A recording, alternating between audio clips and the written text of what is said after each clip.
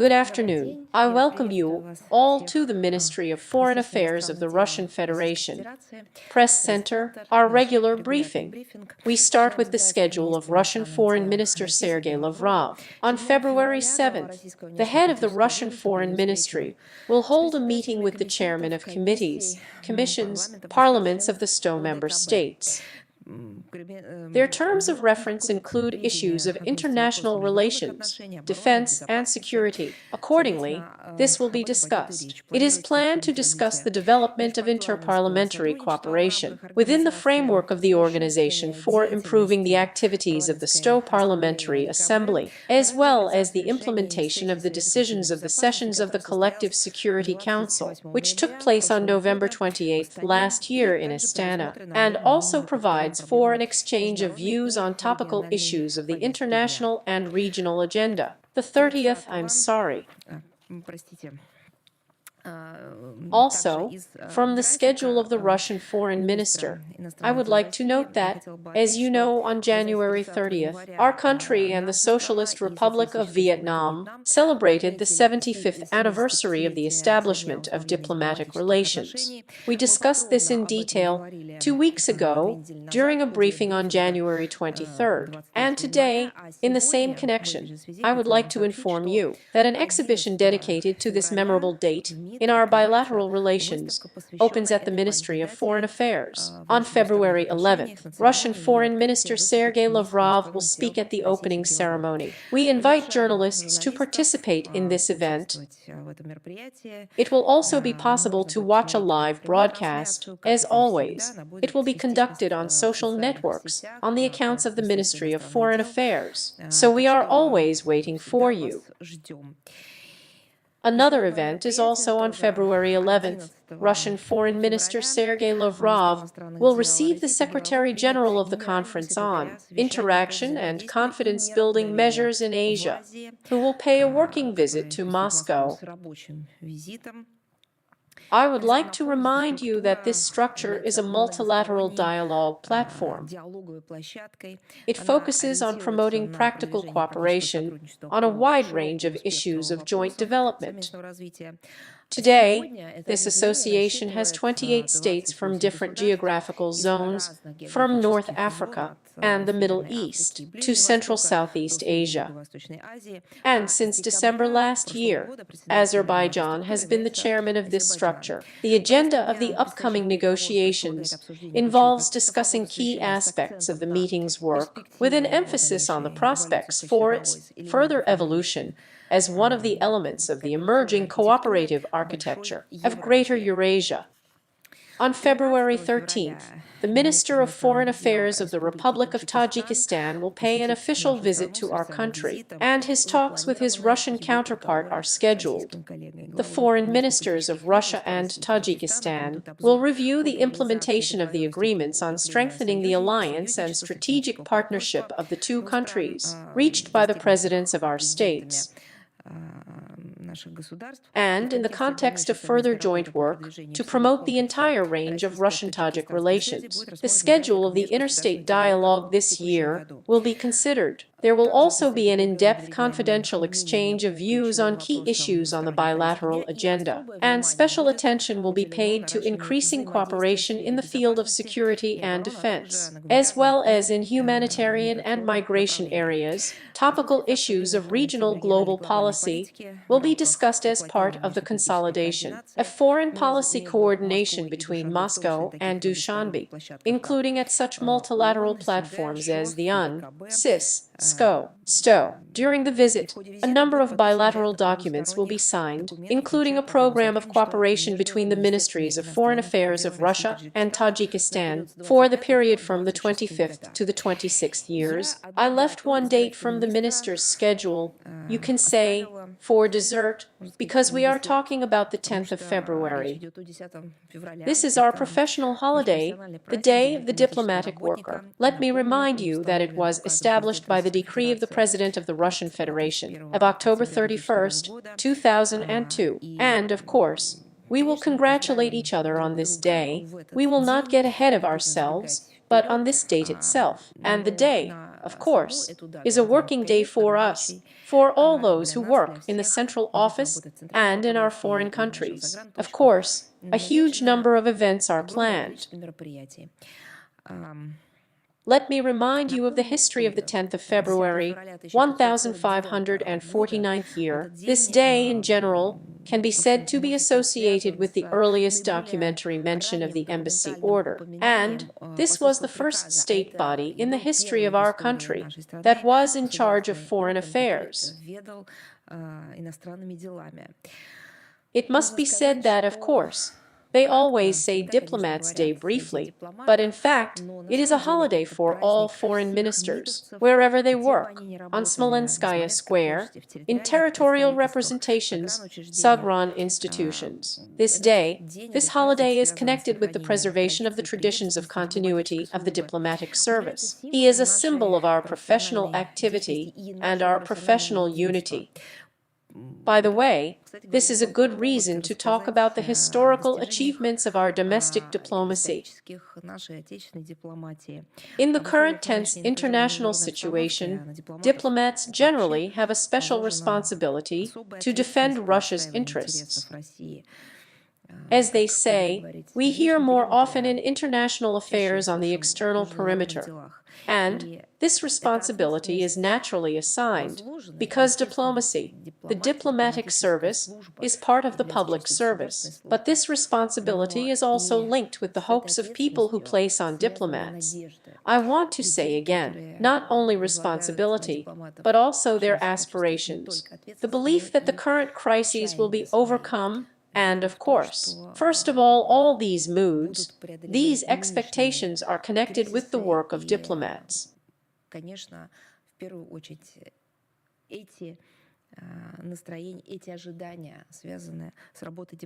And you know, we always do everything in our power and do everything possible to ensure the security of our country, expand mutually beneficial cooperation with the majority in the state of Eurasia, Africa, Latin America, and do everything to ensure that the planet as a whole resists, or under the onslaught of madness that periodically covers certain regimes and political spheres. According to tradition, our department and the Ministry of Foreign Affairs in Smolensk and our embassies will hold, as I have already said, solemn events. The Ministry of Foreign Affairs of Russia will host a number of events with the participation of the head of the Foreign Ministry.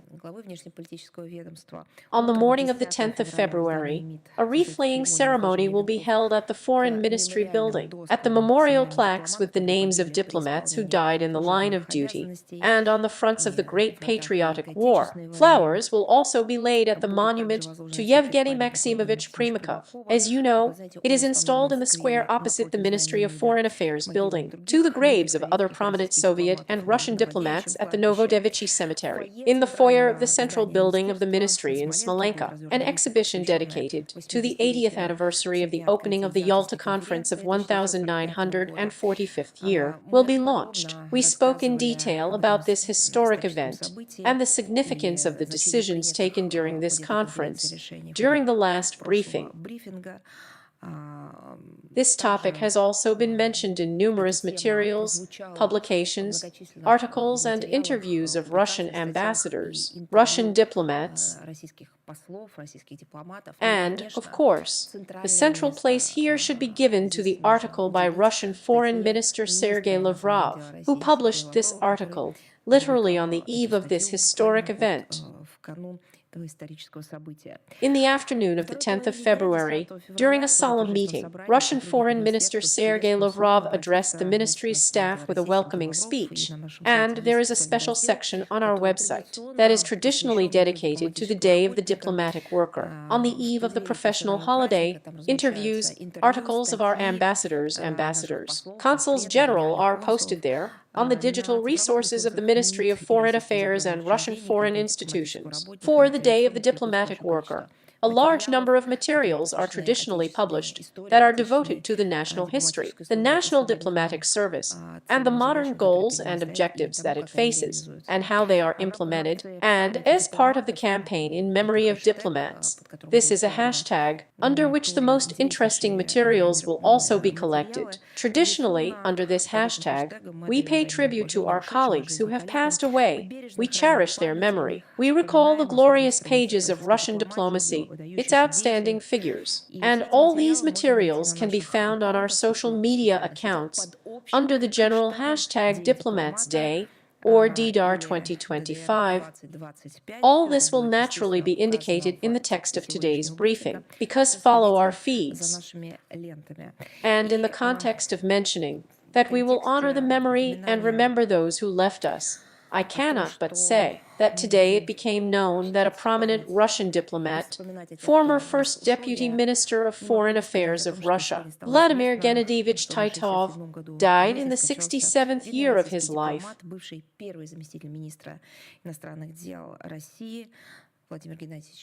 He held this post from 2013 to 2024 year. Literally within the last hour, an official obituary was published. Vladimir Gennadievich's bright memory will forever remain in the hearts of his colleagues and friends. We respect his sincere condolences to his family and friends. Now we come to the current international agenda. Of course, we are starting the situation around Ukraine. The main militants continue their terror against the civilian population and the civilian infrastructure of the Russian regions. For example, on the 29th-30th of January, the VSO fired more than 30 shells, including from cassettes, with cluster munitions. They let them out on the sleeping quarter of the city of crime. This is the lure.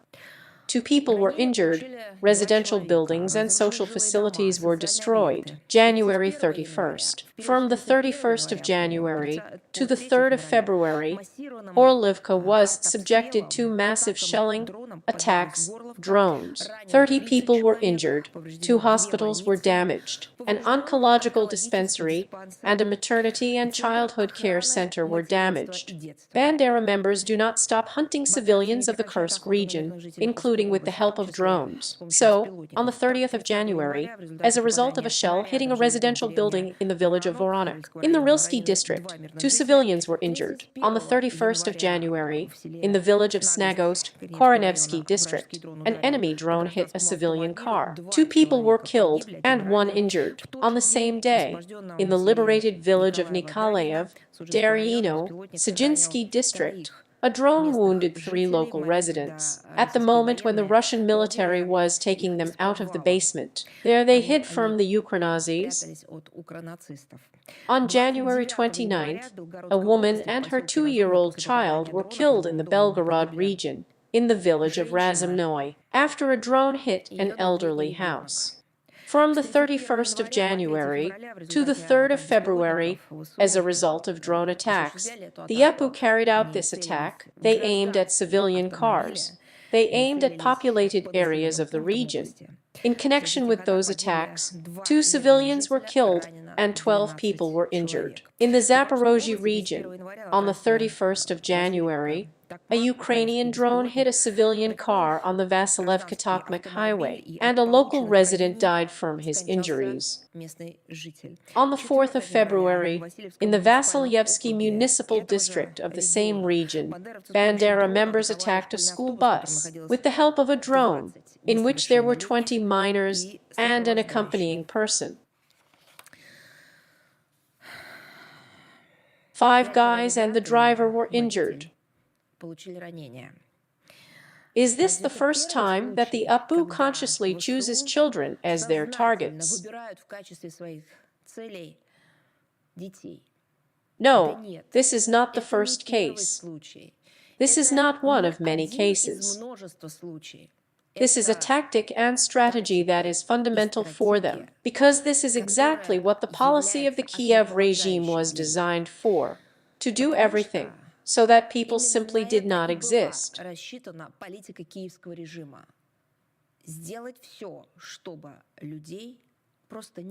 Those people who did not swear allegiance, but to the Nazis, Bandera, to those who destroyed, and continue to destroy their own homeland, Ukraine.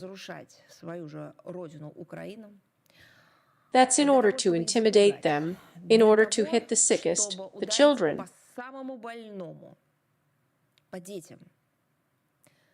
The Kiev regime has chosen the appropriate methodology. Nothing human, I'm not saying holy, just human. Before the Kiev regime, its bloody executioners did not exist. Let me remind you, after all this, and Zelensky admitted it just the other day, is possible only thanks to Western support. Those financial injections and arms supplies that go on literally every day. But for every crime there is a punishment. Russian courts continue to sentence Ukrainian neo-Nazis and mercenaries for war crimes. The Investigative Committee of Russia has chosen preventive measures for the militants of the armed forces of Ukraine, Obrasenko and Profil. They committed atrocities against civilians in the village of Russian Porekhnoi, Kursk region. Not even a crime. Yes, this is the official qualification of a crime, an offense. That's what legal experts and lawyers say. Why? They must strictly adhere to the letter and spirit of the law. They have no right to deviate from them one step in the wording. But if we speak in words that characterize not only the legal side of these crimes, but if we talk about the essence, then, of course, this is an atrocity.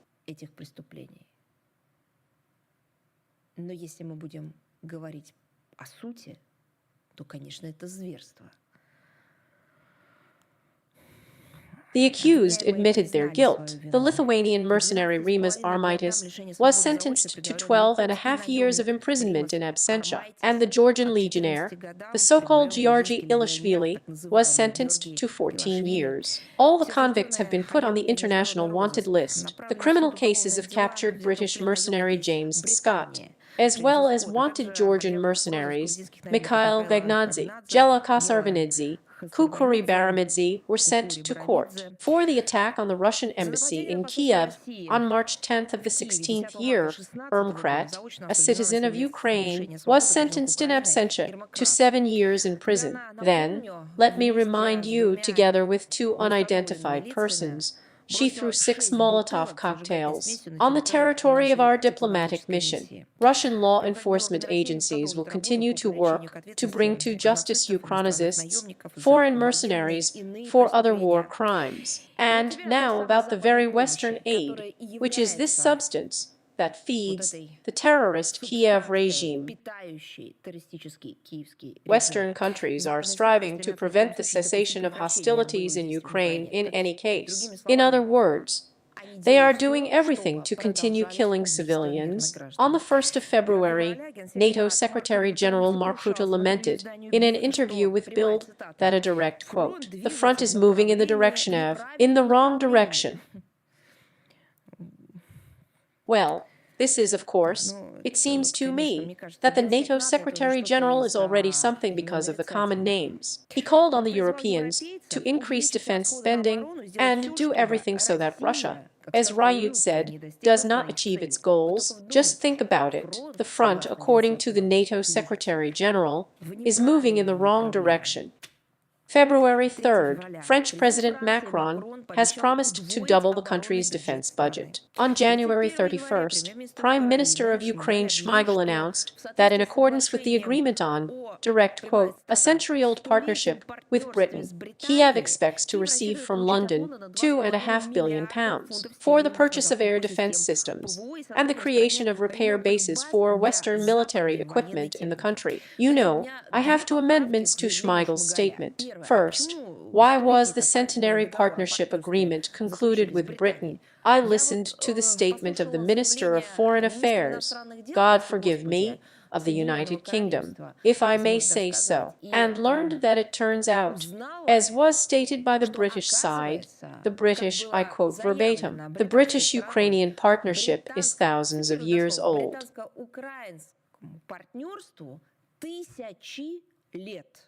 So it was necessary to count the future 4 millennia, so to speak, which is so modest, but for 100 years, of course, monstrous. This is not just a mistake, and not just an incorrectly expressed thought.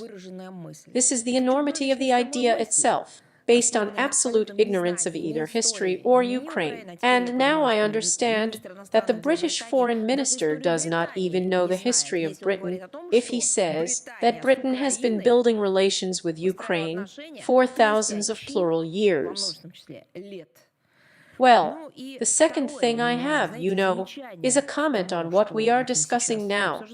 London is going to transfer £2.5 billion to the Kiev regime. Judging by what we observed in the 2020th year, the healthcare system in Britain, well, if not completely absent, is available only to people with some very great opportunities. All other people, of whom the majority of Britain have to provide themselves with medical services themselves, because they are either not available or they simply do not exist. They are generally absent as a class. Here is such a healthcare system. Do you remember how the British were treated by phone? Yes, from COVID. When they called and said that they had a temperature over 40 there, they could not help breathing. They had no medications. They either could not go out or were prohibited due to COVID restrictions. They were instructed on the phone. Well, you remember everything else. So maybe London could use these £2.5 billion to develop its own healthcare system. Not so long ago, the whole world watched in horror as Los Angeles burned, as California burned. She talks every year. This year it just burned to the ground. She spared no one, rich or poor.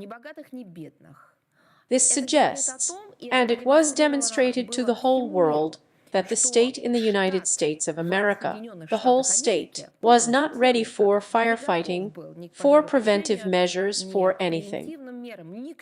It seemed that the money for firefighting, including through various American official structures, was transferred not to the American states in need, but to the Kiev regime, including just for the needs of firefighting. As a result, the state in the USA burned out. So I have a question to Great Britain. 2.5 billion sterling pounds. British would dream to see this money just to take care of their health.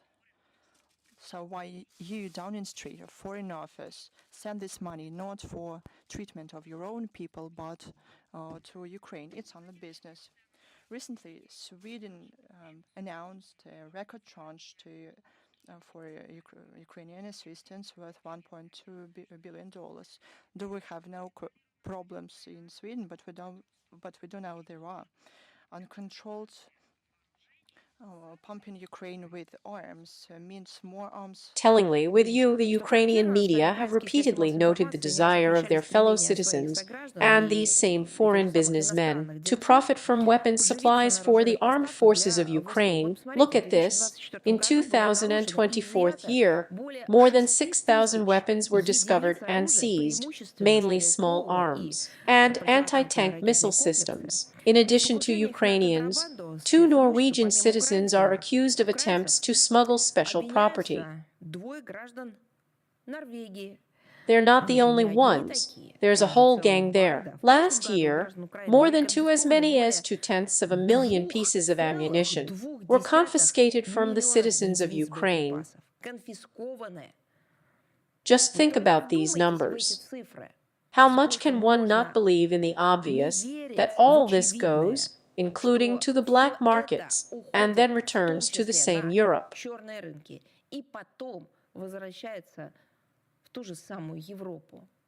Illegal trafficking of explosives is flourishing. In the 24th year, more than as many as 2/10 tons of such products were seized, mainly in the form of the contents of anti-tank mines, powder charges for artillery shot, and propellant charges with a mortar mine. Who do you think is the main source of replenishment of the black arms markets? Yes, in general, there is no need to guess. Of course, the militants of the armed forces of Ukraine. How do they do it, and who are they? These are those who, for one reason or another, found themselves in the rear. Most often, these are simply deserters or persons who voluntarily left military units in Ukraine. That's in order to, yes, therefore various reasons, to whom in order to survive, to whom to trade. Someone is just a link in this corruption chain, so they do it all. Now directly about the financing of Ukraine, a Secretary of State Mark Rubio, in an interview with American journalist Megyn Kelly on January 31st, stated the following. This is a direct quote. The biggest lie was convincing people that Ukraine could not just defeat Russia, Marco Rubio said, but also destroy it, throwing it back to such, and that state in which the world was, into 2012 and 2014 years. For the last year and a half, the US Secretary of State said, we have been asked to finance the impasse. Ukraine has been thrown back 100 years. From the point of view of the US President, this is a protracted conflict. It must end now. I'll just allow myself one remark. Mark Robin, the current US Secretary of State, was not talking about aliens. He was not talking about abstract political figures. He was talking about predecessors. He said this about those who, for several years directly, and before that for many years, not only controlled the situation around Ukraine, they provoked it. They created the prerequisites for setting everything on fire at some point. But Zelensky, in turn, guided by the conjuncture of the moment, began to talk about the format of potential negotiations with Russia, which he himself, I remind you, forbade to conduct legislatively in September of the 22nd year. He now insists on the following scenario: Ukraine's accession to NATO as the cheapest for all guarantees of Ukraine's security.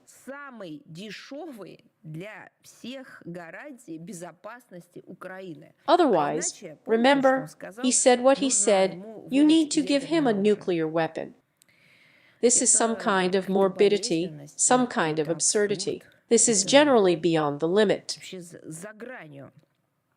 American journalists themselves are already writing about this. Communicating on the 1st of February with correspondents of the US This Press, Zelensky, in general, directly confirmed his reputation and characterization of a fraudster, a corrupt official. He publicly stated that Ukraine received a direct quote from Zelensky, only $75 billion of the $177 billion promised by the United States. And when they say, Zelensky said, that Ukraine received $200 billion to support the armed forces of Ukraine. All this is not true according to Zelensky. I do not know, Zelensky said, where all this money is, end quote. Now, attention, the question is, so how much money was sent by the Biden regime in support of the Kiev regime? So how much money has reached the bank?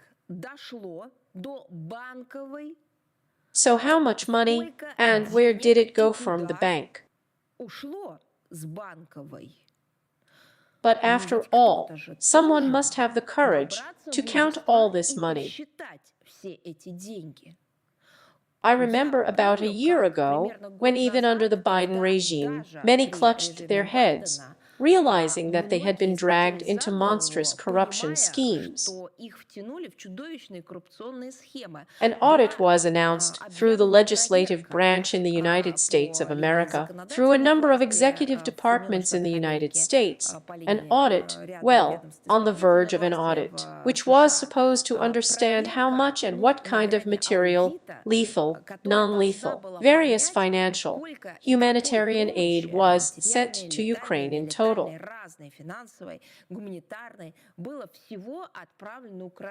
I have the impression that it didn't end with anything.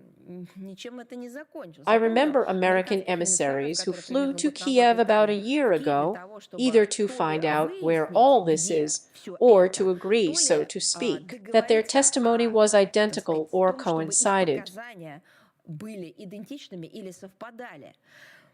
All of this, of course, said the opposite. This meant that there were no audits or inspections in sight, and that this is just a colossal global corruption scheme that was implemented, developed, and then implemented by the American ultraliberals.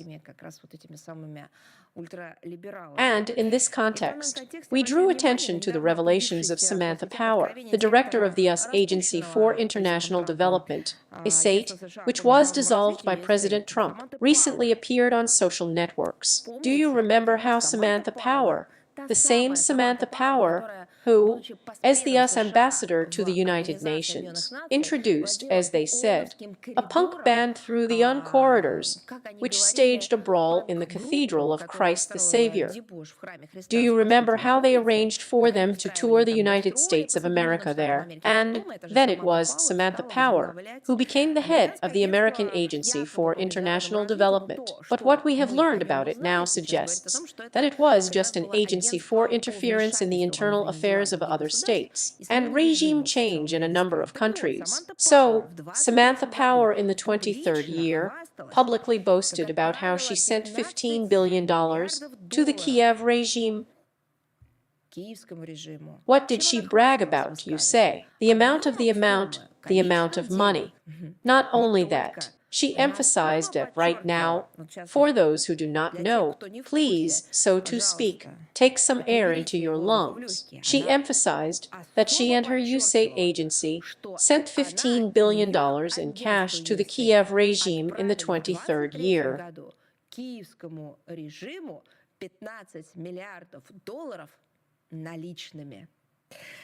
This is said by a representative of the country of the United States of America, where, when a person takes out a $100 bill from his wallet, managers in the store have been running to look at him in recent years.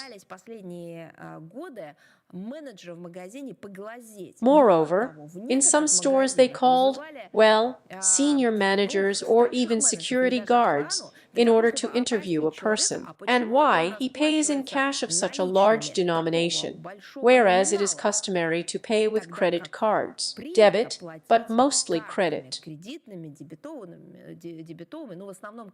And the person who represents, who is a very high-ranking official in the United States of America, publicly emphasizes that they sent $15 billion to the Kiev regime in cash. What does this mean? It's a one-way ticket. This money cannot be counted. This money cannot be tracked. No one knows where and how these bills were spent.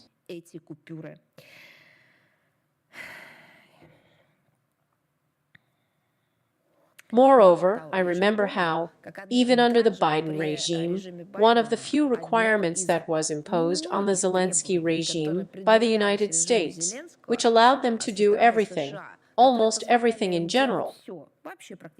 So, one of the few requirements was at least some kind of attempt which they had to squeeze out of themselves. I don't know how you know, an attempt to fight total corruption on the bank.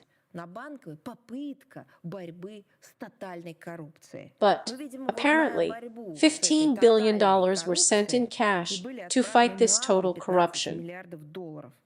What are you talking about? Everything is clear. The hand washes the hand, one might say. Only these hands are covered in blood, and it has long been obvious into which black hole all these flows of financial aid from the West are flowing, and in whose pockets they are sitting. But now about what excites the minds of those who still have them, and who understand what is happening in Ukraine. I mean those who were brainwashed by the Kiev regime, and those who did not want to think, just deprived themselves of reason on their own, now suddenly began to see clearly. Look, the situation in the Ukrainian army is becoming really critical, and deplorable for them. Negative trends continue to intensify. Morale is falling. Desertion is growing. The head of the first Pirogov Volunteer Mobile Hospital, Gennady Druzenko, said on the air of the topic with the Chest Project. A direct quote once again. This is what they say from the other side.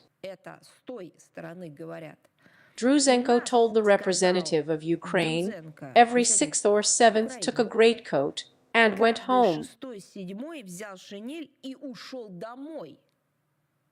This is the sixth and seventh, if each is the same 60-70%.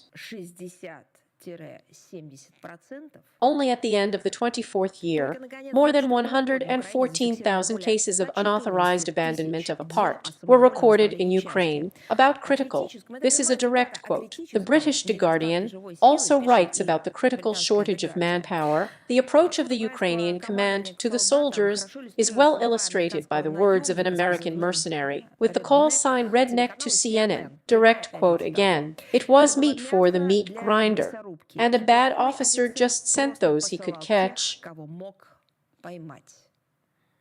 A very sobering comment for sympathizers of the Ukrainian regime from the so-called soldiers of fortune. The same CNN reports increased losses over the past 6 months, both among Americans and among foreign mercenaries in general. So, according to the channel, 20 US residents who participated in the fighting are considered missing. At the same time, the bodies of at least 5 American soldiers could not be evacuated from the battlefield in time. Experts believe that the increase in the number of dead and missing so-called wild geese, as well as foreign mercenaries are called, is due to the sending of militants recruited abroad. But the most difficult, dangerous sections of the front, where military experience is simply necessary, given that now we know how Ukrainian citizens go to the front.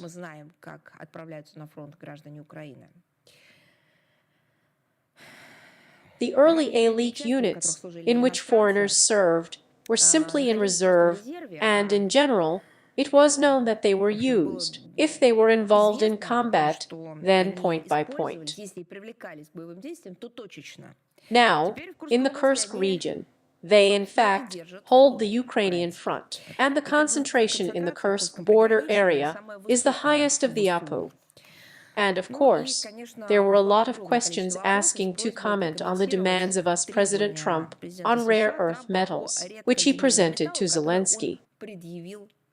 According to the White House press service, on the 3rd of February, Donald Trump, the US president, announced a certain, direct quote, great progress has been made on the Russia-Ukraine issue, but he did not specify what he meant. Earlier, he also noted another statement in which he said, again a direct quote from Trump, "We are telling Ukraine that they have valuable rare earth metals, and we, the United States of America," Trump said, "need guarantees. Trump noted, demand guarantees for rare earth metals in any deal with Ukraine, and I want Ukraine to give rare earth metals to the United States in exchange for what the United States gives it." End quote. Apparently, the US president simply took into account Kiev's readiness to put Ukraine under the hammer, and to do this for the sake of preserving us military and financial assistance, and apparently decided to approach this conflict from a commercial point of view. Zelensky expressed this idea in a veiled form in his so-called Victory Trouble plan in October of the 24th year, suggesting that partners conclude an agreement with Ukraine, I quote Zelensky now, on joint protection of critical resources of Ukraine, joint investment, and use of Ukrainian economic potential, end quote. And what are we talking about when we talk about the critical resources of the country? Of course, these are rare earth metals. This is uranium. This is titanium, this is lithium, and so on. On the 4th of February, Zelensky hastened to assure Washington of his readiness to jointly develop these minerals and expressed gratitude to the United States for their efforts in protecting Ukraine. You know, what US President Trump said to Zelensky doesn't really even look like a deal. It looks like the Apport team, and this team has been worked out by the Kiev regime. Americans have long had their eye on the natural resources of Ukraine. With the help of the corrupt Kiev regime, they managed to get their hands on agriculture, including fertile lands, without much effort. Now that the ground has been mastered, those who are sponsors of the Kiev regime are looking in, and what else is there left?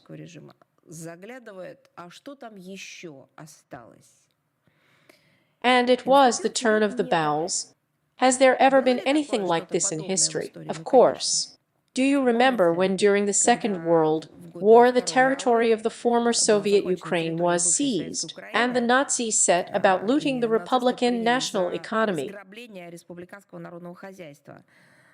Remember how cattle were stolen from the territory of Ukraine then, during the Great Patriotic War? Do you remember how the Chernozem was exported? We have repeatedly talked about this. Now all this is not happening by force, because the Kiev regime gives it all away by itself. Zelensky even now, in the 24th year, proposed all this, well, as if for joint development. But we understand that being tied up with debt obligations and being destroyed from statehood to industry, Ukraine cannot do anything together with anyone. And that it was all proposed to simply take it away, if only these on Bankova remained in power.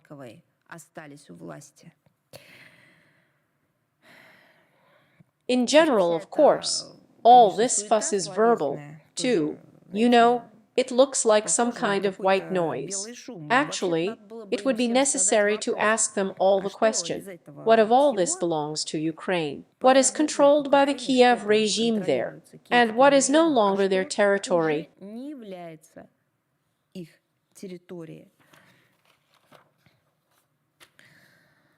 And in principle, why should this be done? This should be done so that those who, including in Washington, but consider and approach this issue from a commercial point of view, well, just count the money, calculate, understand that he does not have what Zelensky offers them. And of course, the monstrous war continues, the massacre with monuments to the Soviet wars. The publicist is simply furious at the sight of the monuments still remaining in Ukraine, which they associate with our country. No, well, you're right, of course. Who is the guardian of historical memory? Who defends the memory of the heroes of the Great Patriotic War and World War II in full growth? Of course, Russia and its citizens. And this time, the Nazis desecrated the memorial erected in Odessa in honor of Russian cultural and scientific figures. Alexander Sergeyevich Pushkin prevented them once again I emphasize, again and again. The artist Mikhail Alexandrovich Rubel was very much in the way. It was impossible to prevent the mathematician Alexander Mikhailovich Lyapunev and the physiologist Ivan Mikhailovich Sechenov. It's just that with them, with their monuments, there was no way to live. On January 27th, a monument to the outstanding Russian and Soviet physiologist, winner of the Nobel Prize, Ivan Petrovich Pavlov, was dismantled in Kiev. Explaining his decision somehow it was necessary to say something. The Metropolitan City Council said, a direct quote, "Despite the contribution of Pavlov, a scientist in science, his figure is connected with the imperial narrative," as it was said. I will just remind these ignoramuses who believe and obediently nod their heads when they are told that the British-Ukrainian partnership is thousands of years old. Well, that's right.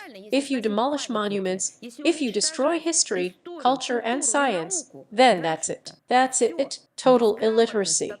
So I'll remind them, Ivan Petrovich Pavlov is a world-renowned scientist. During his lifetime, he was recognized, as it was formulated then, as the elder of the physiologists of the world. There is no figure comparable to him among the scientific circles of Ukraine today. The demolition of the monument to Pavlov testifies to the complete absence of conditioned reflexes among those who are at the helm of power in Kiev, and demonstrates the depth of the decline of the society in which this is happening. There is no soul anymore, and there are even no reflexes. But do you understand the absurdity of the situation? So they demolished the monument to Pavlov, but after all, his scientific achievements remained in world science and will be used, including in Ukraine, and his scientific works are in demand now, before and after.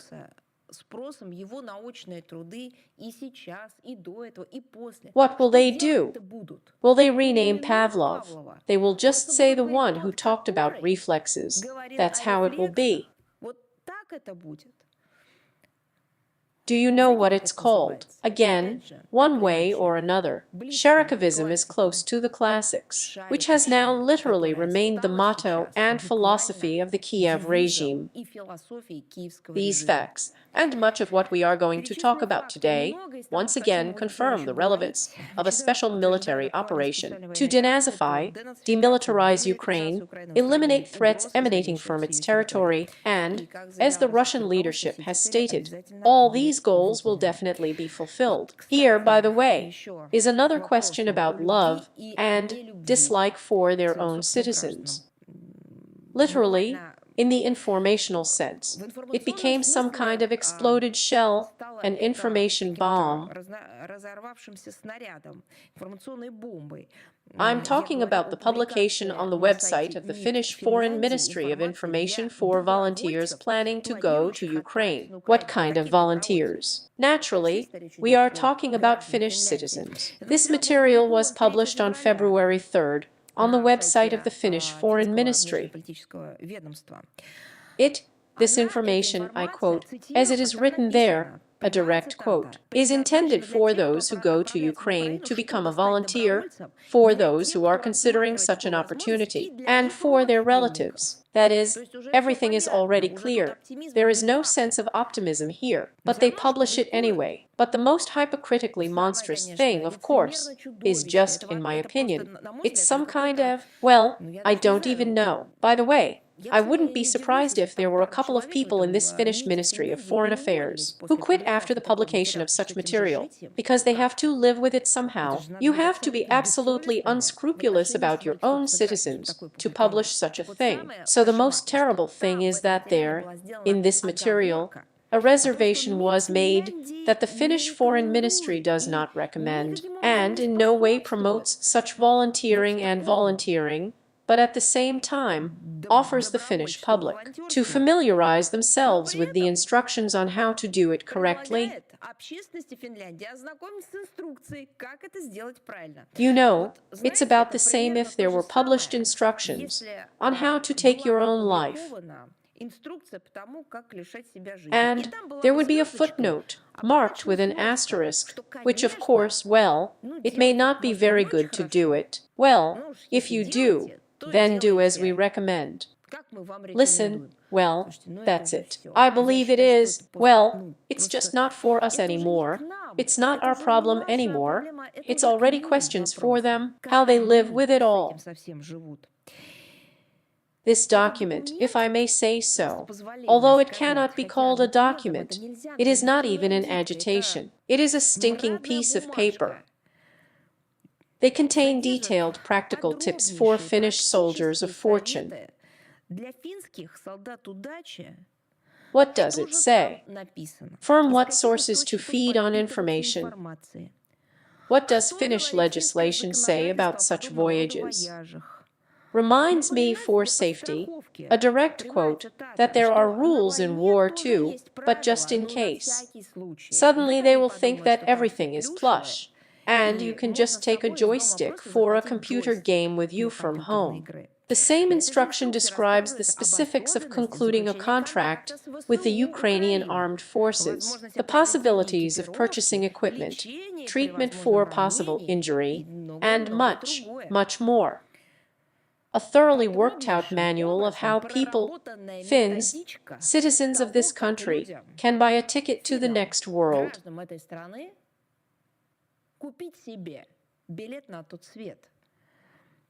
The political order came apparently from the very top. I say again, I am absolutely sure, and I think that these materials will appear, that there were people in the Finnish Foreign Ministry who said they would not do this. I'm sure of them. I know there must be such people who have not completely lost their conscience.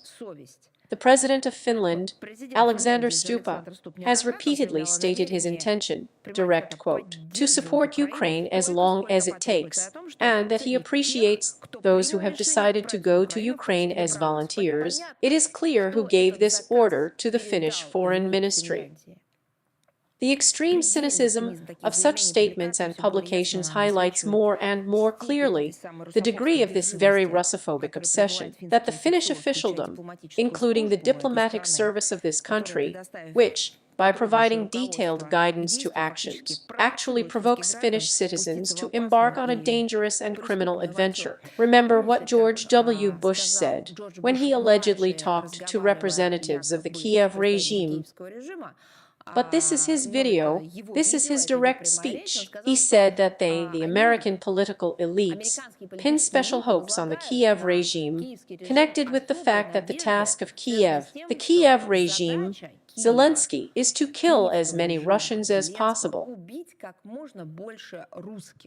But in Finland they went further. We understand that when representatives of the American elites say that the task of the Kiev regime is to kill as many Russians as possible, they somehow also mean to kill as many citizens of Ukraine as possible, because the war is to the last Ukrainian on Western money. But Finland, the image of Finland, has surpassed this terrible logic. Now, it turns out, their task is obvious: to kill as many Finnish citizens as possible, who are offered similar instructions. In this regard, we would like to note that we are aware of the participation of foreign, including Finnish, mercenaries in the fighting in Ukraine on the side of the Kiev Nazi regime, and I want to say that their fate is not enviable.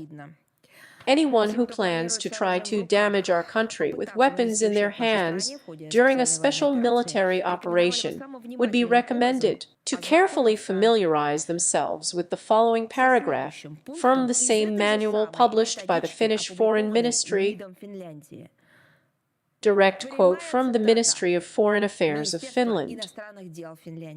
Put all your affairs in order at home, in Finland, in case there is a delay in returning home, or you do not return at all. End quote. This is the very point that is worth not just reading, but also remembering.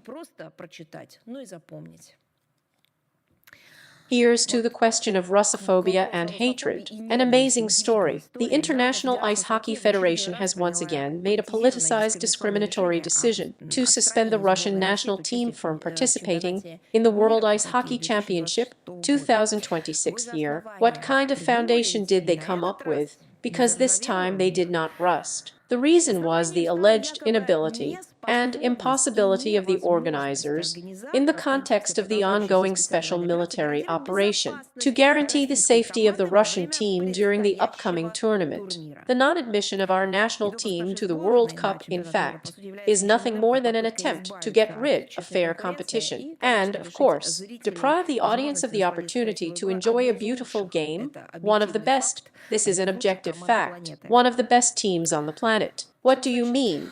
They can't ensure the safety of the Russian national team. In general, then do not conduct it if you cannot guarantee security. Do not spend at all. It is a duty. It is not an option.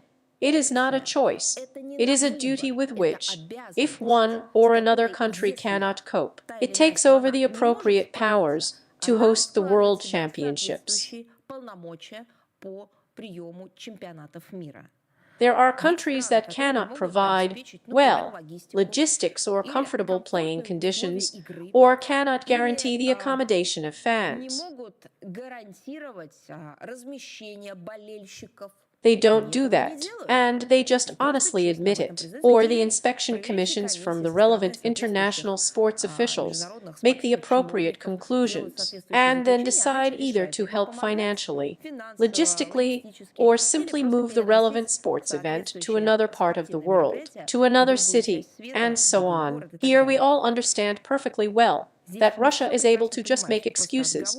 I emphasize once again, as it has been repeatedly stated at various levels of our country to the country, Russia is able to ensure its own security, the security of its citizens independently. What it is currently doing, including in the zone of a special military operation. As for the World Cup, our athletes are ready and are not afraid to participate in international tournaments. We know a coward doesn't play hockey. The decision regarding the Russian national team is hypocrisy. It is the politicization of sports. It is cowardice. It is a violation of all the principles of world sports, the world sports movement. We wish the International Ice Hockey Federation to finally have the courage to admit that attempts to abolish Russian sports are untenable and are hitting them themselves. We continue and will continue to consistently advocate for the development of international sports cooperation based on the principles of equality, non-discrimination, and ensuring equal access to sports for everyone without exception. Do you know what, in principle, it looks like? I know. It reminds me of the years of segregation in Western countries, when people of a different skin color, people of a different race, were refused, for example, to attend classes at higher educational institutions, also under the pretext that they could not be guaranteed safety. But then you just have to admit your bestial nature and say that those whom the West supports threaten security, since you cannot provide it. And now another very interesting topic. As you know, early elections to the German Bundestag will be held on February 23rd. And I would like to say, looking at the date, all coincidences are random.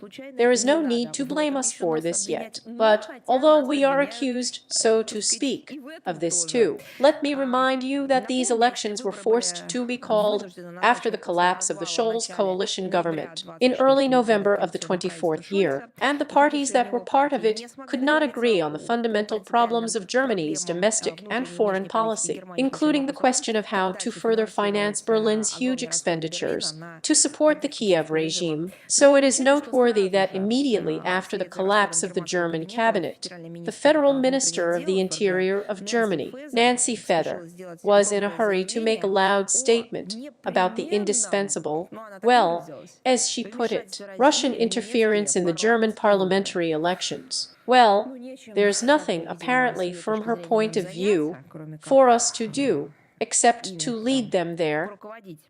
And actually, why did she do it? Still understandable. She literally launched another campaign to intimidate the electorate with an imaginary Russian threat there. This topic is being promoted by the German authorities, and the closer to the voting day, the more they are being promoted. The special services of Germany cheerfully report on the creation of special interdepartmental groups, special commissions. They are preparing for a circular defense, as it is said, from hackers and internet trolls, bots, agents of influence of Russia. Naturally, all this is very much connected with the allocation of the budgets necessary for the confrontation. They'll check it out. You can write anything you want. 15 quadrillion bots have been neutralized. The work of 2.5 trillion people has been stopped.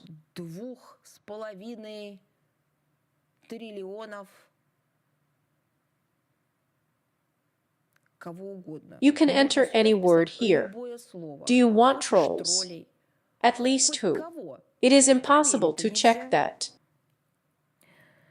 There is an expression, as you know. It is difficult to look for a black cat in a dark room, especially if it is not there.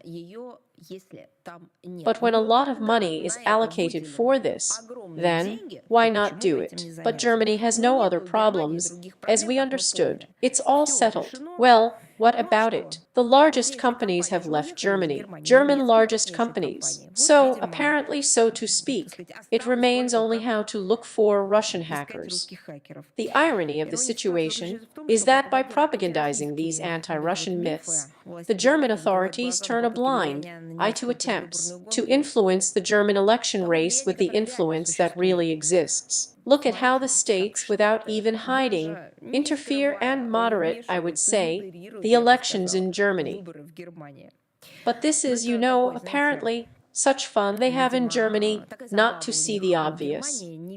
Well, if Scholz said that Germany was liberated by the Americans from the Nazis, what will happen next? Well, what's the next myth going to be? That at first Germany was captured by the Nazis, who came from nowhere, but probably they will say that from the east, and then the Americans came from the west, they were released. Well, the same logic. We already hear the same logic from the German officialdom.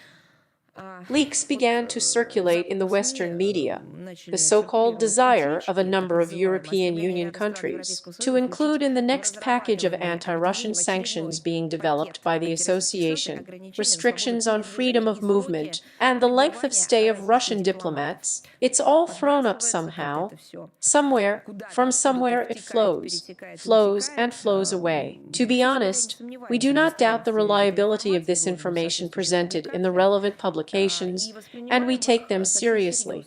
And we guarantee that in the case of these destructive intentions, retaliatory measures will not take long. Proportionate restrictions will be imposed on diplomats in a state of the European Union in the Russian Federation. I would like to emphasize, if the European Union imposes restrictions on Russian diplomats, today, the French blogosphere, the internet space and traditional media have been captured by the news that Russia allegedly took and expelled a French correspondent, a Lemon correspondent who worked here for no reason at all. No, I did not send it, and it was definitely not for no reason. That something happened and went wrong, but it was like that. A Russian correspondent, a journalist of Komsomolskaya Pravda, an international specialist, was going to go to work in France, submitted the relevant documents, and France officially refused him the opportunity to work in France as a correspondent. A visa was not issued, and so on. When they said that if Russian journalists are discriminated against, we will take appropriate retaliatory measures against French journalists who feel great in our country and work here. And not one, but many French journalists work, receive visas, accreditations, attend information events. No discriminatory measures are applied to them. We have also addressed the French embassy in Moscow several times with a proposal not to make journalists hostages of their Russophobic policy. We addressed the French Foreign Ministry through our embassy in Paris. Meetings and conversations with French diplomats took place. We sent the appropriate notes and suggested finding some mutually acceptable solutions. We also said that retaliatory measures will be taken against the French correspondent who will apply for a Russian visa next. There was no political context on our part, only a purely technical logistical sample. France, the French regime, the authorities of this country have nevertheless escalated this situation. They did not issue a visa, despite the repeated appeal of the Russian side to the Komsomolskaya Pravda journalist. Accordingly, after lengthy, and they lasted not weeks, but months of all these twists and turns and negotiations, and the attempt of the Russian side to somehow resolve this situation, after it became obviously impossible, and France refused, Lemon was applied to the correspondent, who was next in line to receive a Russian journalistic, then retaliatory measures were applied. This is me continuing the theme that if restrictions affect Russian diplomats, a similar fate will await the diplomats of the European Union who work in Russia. We have received a huge number of questions in connection with the shocking information that has now been revealed regarding the activities of the US Agency for International Development. One more time, of course, this agency has an official name. I do not know what it will be called now. For many years it was known precisely as Baku, Isate. In fact, it should have been called as it should have been, given its activities as an agency for interference in the internal affairs of the state or for regime change in other countries. Or both reflect the name. But you know with all that Russia has already talked about this agency, and in the 12th year, let me remind you, we asked him out of here, so to speak, and made detailed comments on this matter, because the declared activities did not correspond to the real actions and activities that the agency carried out here. But even our comments do not reflect the enormity of the picture that is now being revealed to the whole world. What happened there?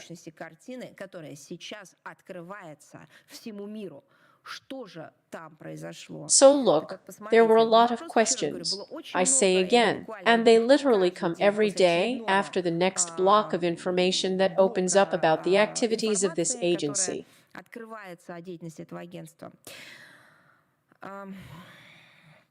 Over the past 20 years, this public authority has positioned itself as a symbol of the American so-called soft power. And now it turned out that the Americans themselves want to use not only soft power, but some kind of tougher against this very agency.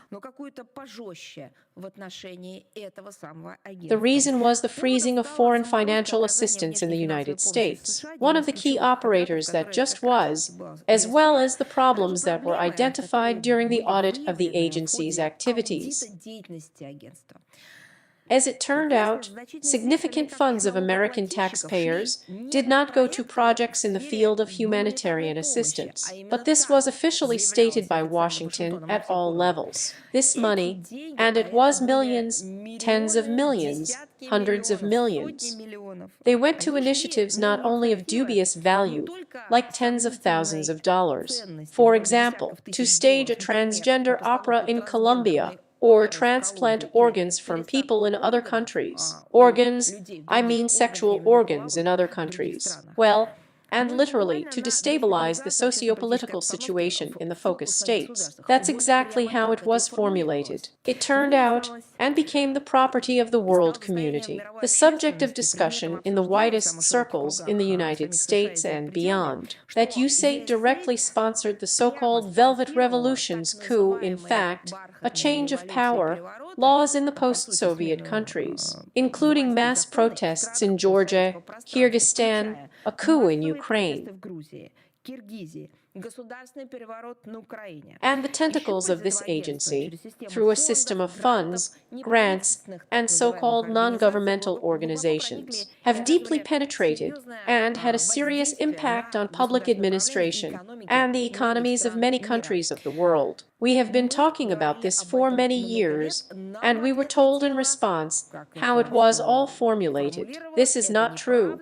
This is Russian propaganda. So it turns out that Russian propaganda propagandizes the truth.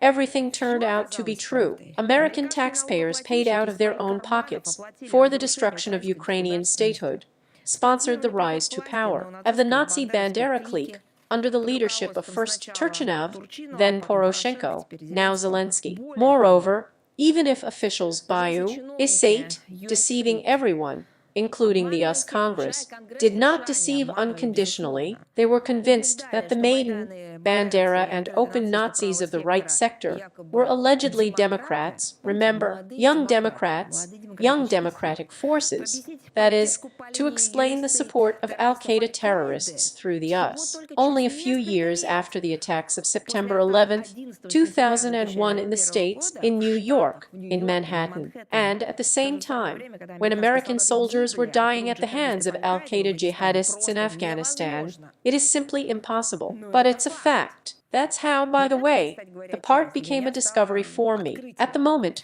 the investigation of the agency's activities is ongoing. Its entire administrative and financial and economic apparatus has been transferred to external management. In fact, there is a process of at least a serious transformation of this corrupt, mired in anti-values, in some false, as they themselves say, narratives of a structural body, but in fact, it is a key link in the system of American interference in the internal affairs of other states.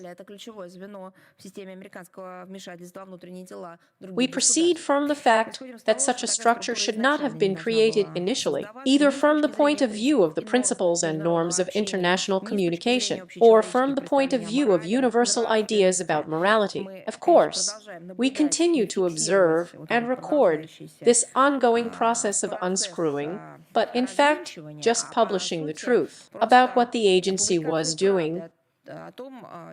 And of course, it came as a shock to everyone that her seat sponsored the media through grants, conducting and demanding from them a policy of strategic silence on issues that were disadvantageous to the administration in the White House. Стратегического молчания по тем вопросам, которые были невыгодны администрации в Белом доме. That, in fact, is why some topics were literally imposed. Here they were forced to believe in something.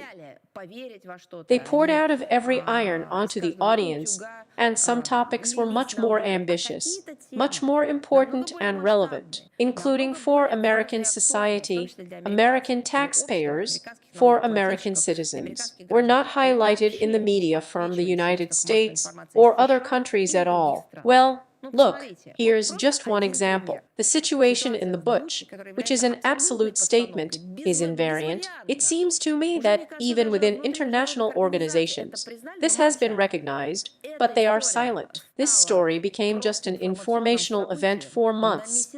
It did not come down from the pages of newspapers, magazines, or from the screens of television, radio, the internet, mainstream, American, Anglo-Saxon, NATO raged, and accordingly in other countries there were echoes of this topic from only one direction, with the accusation of Russia that she didn't commit. And here's a look at the Russian Porekno. Photos, video frames. In the end, the corpses. The conclusion of the medical experts is direct, not with reference to sources, but direct, honest, through tears interviews of forensic experts who, yes, and we must pay tribute to their courage, found the strength to speak out and tell about what they saw when they examined the victims of the Kiev regime.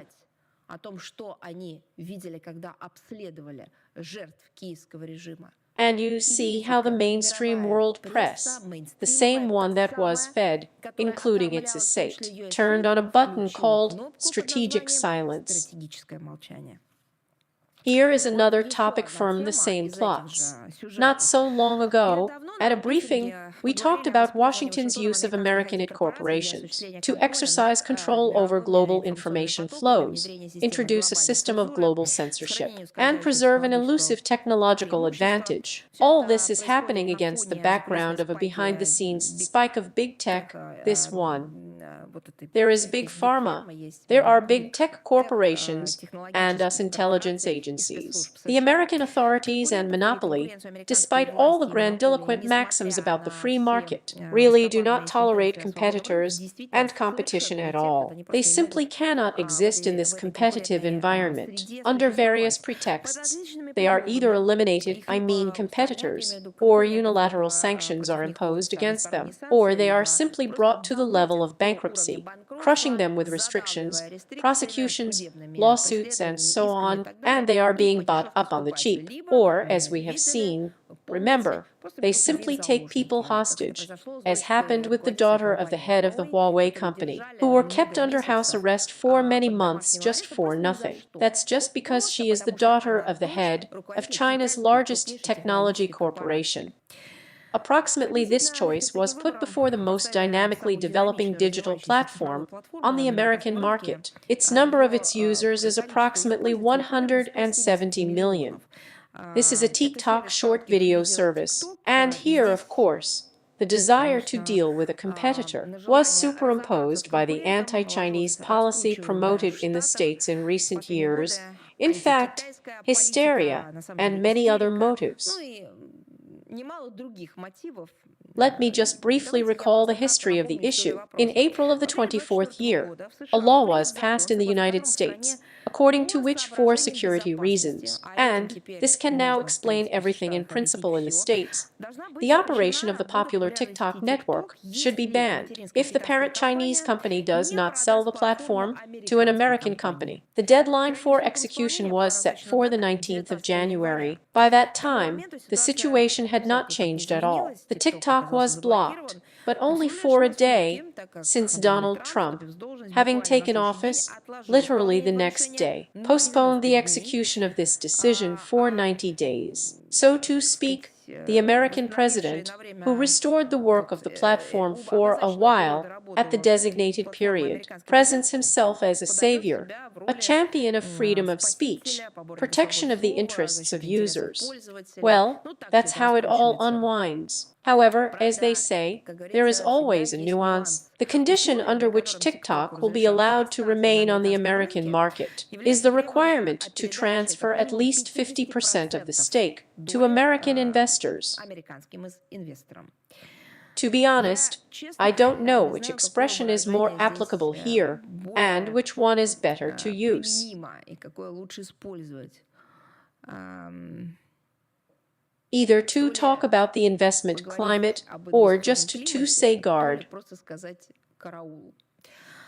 You know, whatever the public rhetoric of Washington, it is obvious that they firmly adhere to the line of establishing a monopoly. Well, in general, apparently, they want to install it everywhere, but in this case, in the digital information space. And to do this, they are trying to take control of all the world's leading online platforms. Therefore, both the pitch and the approaches may differ, but the goal remains the same: to keep the levers of influence on public opinion through the control of the digital space. How does all this correlate with the amendment to the US Constitution on freedom of speech, guaranteeing it for life, forever? I honestly don't know, but there is also good news. On January 27th, the grand opening of the large-scale international cultural and humanitarian project Russian Seasons took place in Manam, on the stage of the National Theatre of Bahrain. The Mariinsky Theatre Symphony Orchestra, conducted by the People's Artist of Russia Maestro Valery Gergiev, presented the Golden Classics program together with the soloists of the opera company. And on the 1st of February,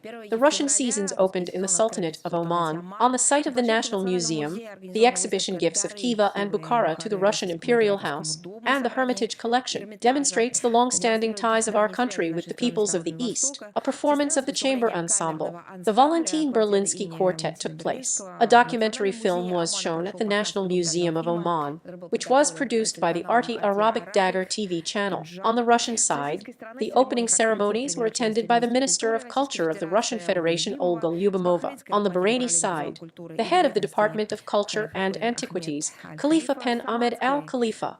On the British side, the Vice-Rector of Sultan Qaboos University, Munib bint Fakht Al Said, and the Secretary-General of the National Museum, Jamal Al Musavi. The events were attended by representatives of the broad socio-political circles of Bahrain, Oman, prominent figures of culture and art. They noted, of course, the virtuosity of the performance of Russian musicians, the unique nature of the museum exhibits.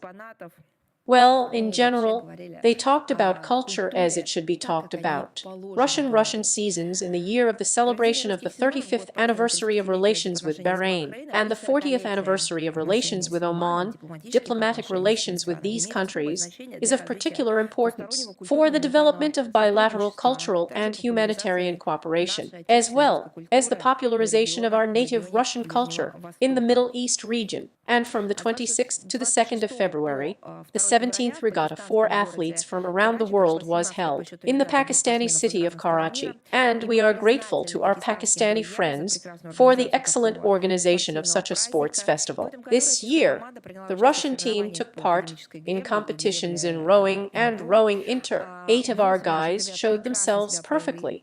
They won gold and silver medals in all the declared classes. Congratulations to our athletes on a worthy performance on the international track at the international regatta. I would like to remind you that in the summer of the 24th year, the Pakistani team visited us at the Great Moscow Regatta, and the debuted women's four became the silver medalist of the competition. We are confident that this practice of participating in sports events not only provides useful sports experience, but also contributes to the rapprochement of our countries and peoples. It is a very important anniversary for which we, for our part, were also preparing, although there seems to be no such direct relationship. This is not our subordinate university celebrating 65 years, but the Patrice Lumumba People's Friendship University of Russia, but it has the most direct relation to our country's foreign policy, diplomacy and international relations. So, the People's Friendship University of Russia is a long-standing and reliable partner of the Russian Ministry of Foreign Affairs in expanding scientific and educational cooperation with foreign countries, promoting domestic technologies, the Russian language, and forming an objective view of our country abroad. Over the years of the university's existence, over 200,000 highly qualified foreign specialists have been trained within its walls. Currently, it has more than 11,000 students from all regions of the world. The fundamental knowledge and skills acquired at the RUDN allow foreign graduates of the university to successfully realize their talents in a variety of professions, to solve urgent tasks facing their countries in the field of industry and economy. And in addition, the RUDN trains specialists in demand in our Russian Foreign Ministry, who successfully work in various responsible areas in the central office and foreign institutions. By the way, the university is a leader among Russian universities in terms of building systematic and continuous work with graduates. The International Coordinating Council of Graduates of Educational Institutions has been successfully operating on the basis of the RUDN for many decades, assisting the functioning of 70 foreign associations. An association of foreign graduates of Russian and Soviet universities, the IA welcomes and will continue to support the ambassadors of Russian education and science program launched in the 23rd year by a consortium of Russian universities headed by the Russian Academy of Sciences. Its goal is to promote domestic education and science in the world using tools and public diplomacy, as well as the opportunities of leading international specialized and socially significant platforms. We wish RUDN success and further prosperity. Well, I can only say that I am directly related to this university. I defended my dissertation there. Now about our public figures. Today, on the 6th of February, the Cultural Center of the Heads of the MPC of the Primita of Russia will host a reception for the Moscow Diplomatic Club on the occasion of the Day of the Diplomatic Worker, dedicated to the 80th anniversary of victory in the Great Patriotic War. And who organizes it? By the way, I did not use the word social activists by mistake, because the organizers are the Council of Young Diplomats of the Russian Foreign Ministry, and this event is being held for the youth of the Moscow Diplomatic Corps. The guests of the reception are expected to be about 100 diplomats from 43 countries of the world, representatives of the leadership of the ministry, the Diplomatic Academy, scientific expert circles, sports and cultural figures, and a concert of pop ensembles, presentations of the results of the activities of the Council of Young Diplomats for 10 years, the plans for the current year, international events of the Council, the ceremony of admission of new members to the International Association. All this is on the program of the evening today, and, of course, there will be an exhibition dedicated to the Great Patriotic War, as well as the exhibition Diplomacy for Peace. This is prepared. This is an exposition prepared by the Rostov Regional Patriotic Society, public, even better to say, the movement of the heroes of glory our history, whom we in turn regularly support in their endeavors. On the 7th of February, Grenada celebrates a national holiday, Independence Day for 51 years. This year, on this day in the 74th year, the country threw off its colonial shackles and gained sovereignty from Britain. For more than half a century of history, this small Caribbean state has gone through a difficult path of development, experienced dramatic events, including the intervention of American troops in October 1983 year. We value our relationship with Grenada. They are based on mutual respect, trust, and consideration of each other's interests. We are open to further development of cooperation, both in a bilateral format and on international platforms. In the interests of forming a fair multipolar world order, we congratulate the Grenadian people on the national holiday and wish them peace, prosperity, and, of course, prosperity. But the 8th of February is something that, it seems to me, we should celebrate everything in general. This is a special day. This is the day of Russian science. This holiday is timed to coincide with the founding of the St. Petersburg Academy of Sciences, and I remind you, it was established at the behest of Emperor Peter the Great by a decree of the Senate from February 8th to January 28th, Old Style 1724th year. On the eve of this day, I would like to remind you that science, despite the attempts of a number of regimes to erect artificial barriers for cooperation in this area, cannot only be exclusively confined within some borders. Well, remember how Chekhov said, it can't be someone's multiplication table only. The Russian Foreign Ministry, for its part, provides constant assistance to the Russian scientific community where we are asked, where it is necessary. We welcome the creation of new and solutions to existing formats of international scientific cooperation. The 24th year, by the way, was rich in major international scientific events that took place on the territory of our country. Well, look, among them it is especially necessary to mention the Kant Congress, the First Eurasian Congress of Linguists, the 22nd Mendeleev Congress on General and Applied Chemistry. It is timed to coincide with the 190th anniversary of the great Russian chemist Dmitry Ivanovich Mendeleev. The symposium is the future forum of young scientists of the BRICS countries, and of course, the annual Congress of Young Scientists, which is becoming more and more international in the 24th year. This is also very important within the framework of the National Award in the field of Future Technologies Challenge. An international nomination of discovery was established. The award was given to Nikos Logothetis, an outstanding neuroscientist, director of the International Center for Primate Brain Research in Shanghai. And the International Science Zero Plus festivals have already become traditional. This is the largest international platform for the popularization of scientific knowledge among children and young people. The events are held there by Russian initiators in different countries, and we hope to expand the geography of their holding this year. A number of international events are also planned within the framework of the anniversary of the leading Russian universities, celebrated in the 25th current year. This is the 270th anniversary of the 200 and 270 years of the Moscow State University, and the 65 years of the RUDN, and, taking this opportunity, we would like to, well, let's say a little in advance, but still congratulate the Russian scientific community on the holiday. Why? Because in fact, science is also limitless in terms of the need to be grateful to it.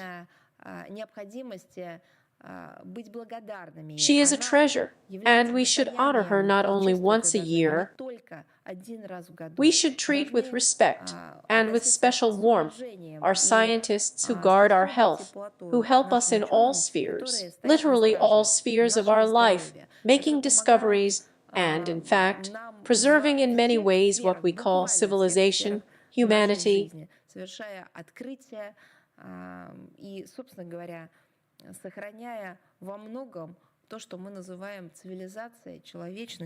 Therefore, it will never be sooner or later to tell our scientists, who, of course, are world scientists. Thank you so much. We will continue to support the activities of the scientific community to build a foundation for sustainable and equitable international scientific and educational cooperation for the benefit of the development of all mankind. And here's another important announcement message I have very interesting. Вот, еще одно важное, анонсирующее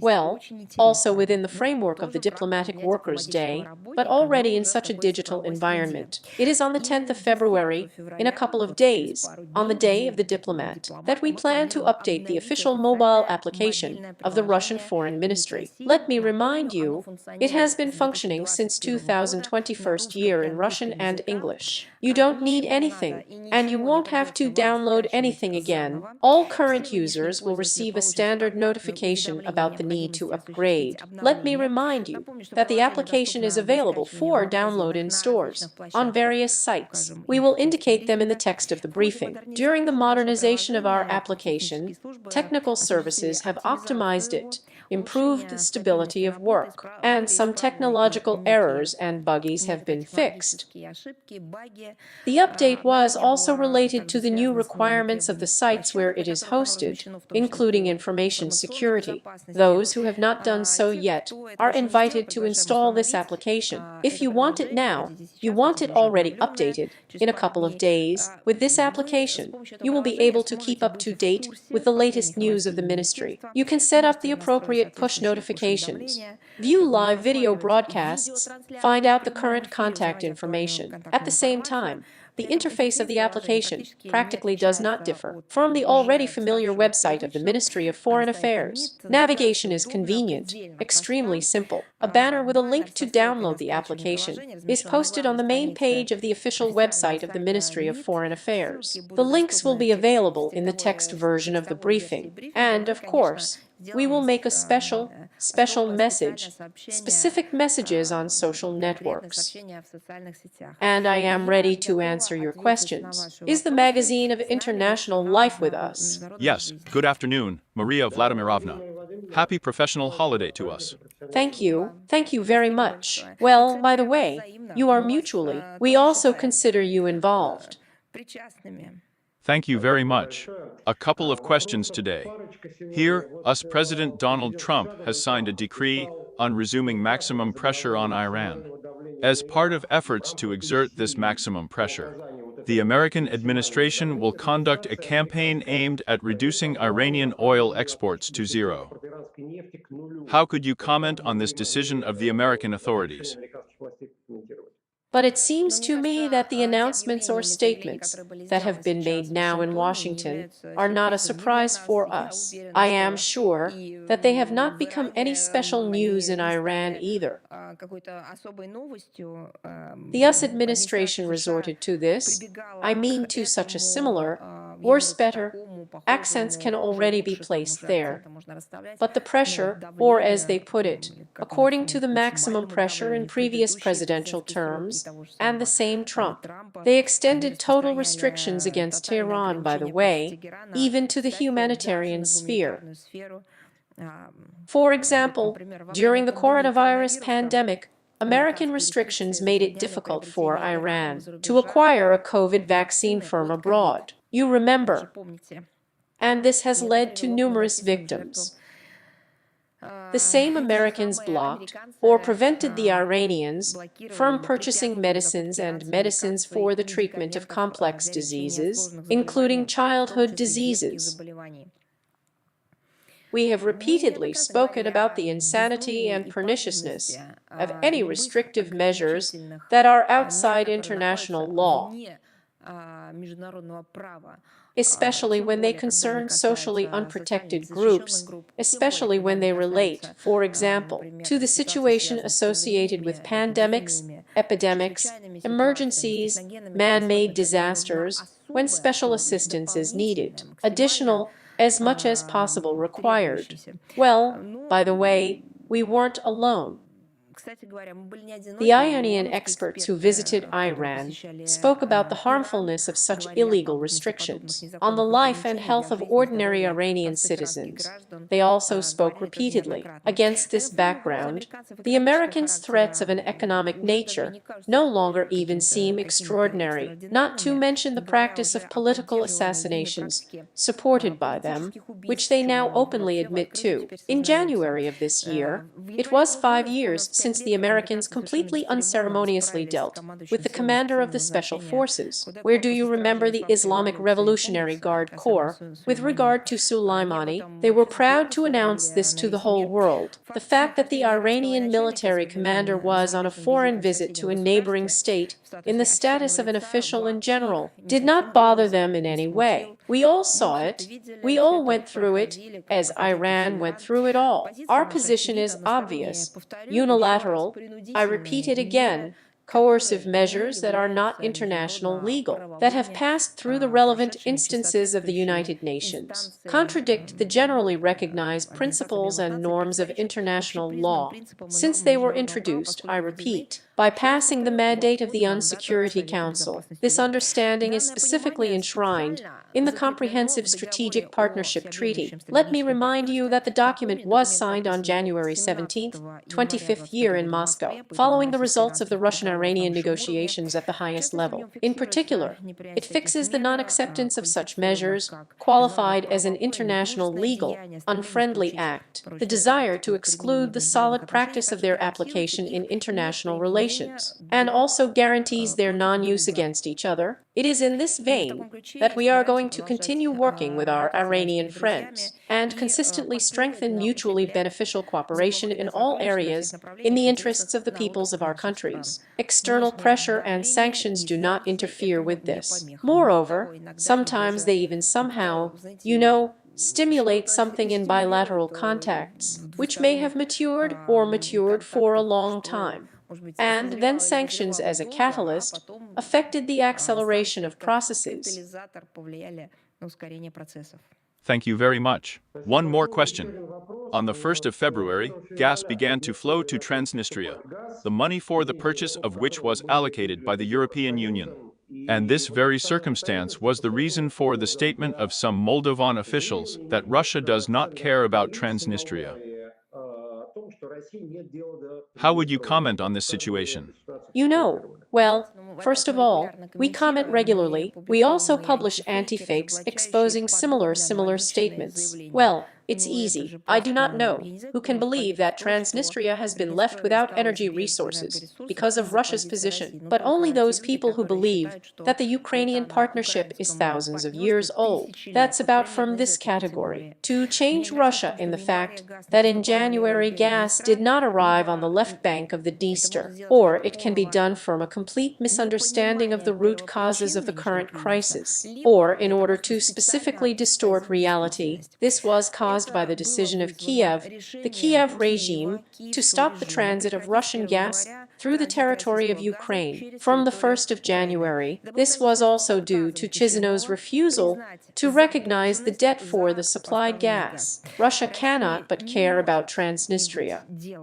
Let me remind you, 220,000 Russian citizens live there. The Russian side has repeatedly offered various options for resuming humanitarian gas supplies to the region, all of which are blocked by the Moldovan side. Well, that is, I can't say that we are talking about Moldovans, we are talking about the regime in Chisinau. They call it, I'm going to quote now, getting rid of energy blackmail from Russia.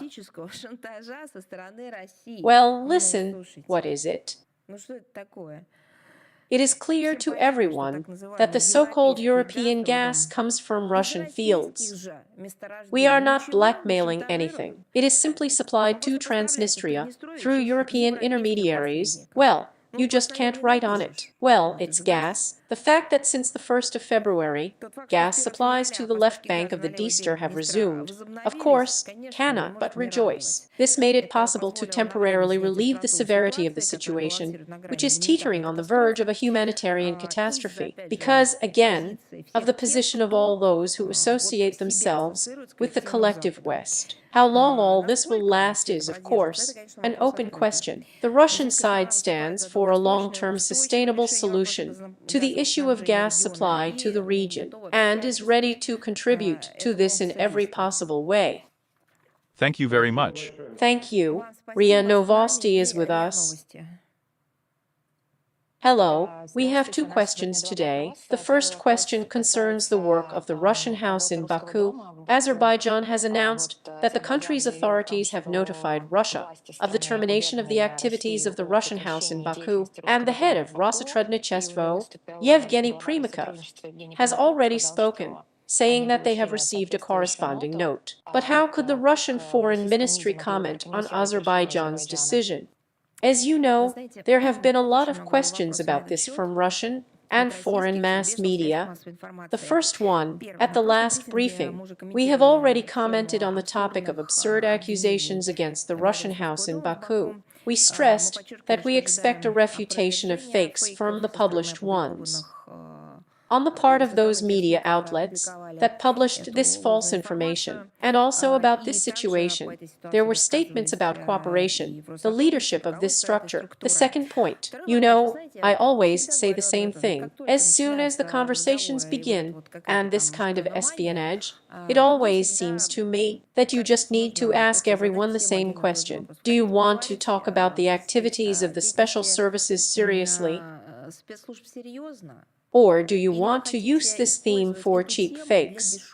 Seriously, well, those who start this topic can talk about where and how representatives of their special services work. That's what I always talk about. And here, of course, we understand that the topic was thrown in. All this was somehow promoted. Well, somehow all of this, of course, does not correspond to the level of our relations and potential, which we always talk about. Well, in general, our attitude to this is obvious. The third point. As for the information about the Azerbaijani side sending a notice of termination of the activities of the Russian House, yes, indeed, we received it through diplomatic channels. I can confirm this. In response, the Russian side expressed its readiness to take the necessary steps to complete the registration of the Russian House, and to do so in accordance with the legislation of the Republic of Azerbaijan, of course, on the basis, again of course, of a bilateral intergovernmental agreement on the establishment and conditions of the information and cultural centers. This agreement is dated 1997th year. It was concluded on the 3rd of July. By the way, we have repeatedly, and this is recorded in our documents, I am sure that our Azerbaijani colleagues also have these documents. We have repeatedly proposed discussing this issue through diplomatic channels within the framework of relevant consultations. These proposals were also sent in writing to the Azerbaijani side. Therefore, we expect that this issue will be resolved in a positive way. Well, but all those media outlets that are hyping this spymania story, please, just don't give in to provocations either. Well, after all, adults, what are you talking about? Do you have everything, or do you still have questions? Yes, we have another question about France and Senegal. But it became known that France is withdrawing its troops from this country, and the military will have to leave Senegal no later than September. How do they look at this topic in Moscow?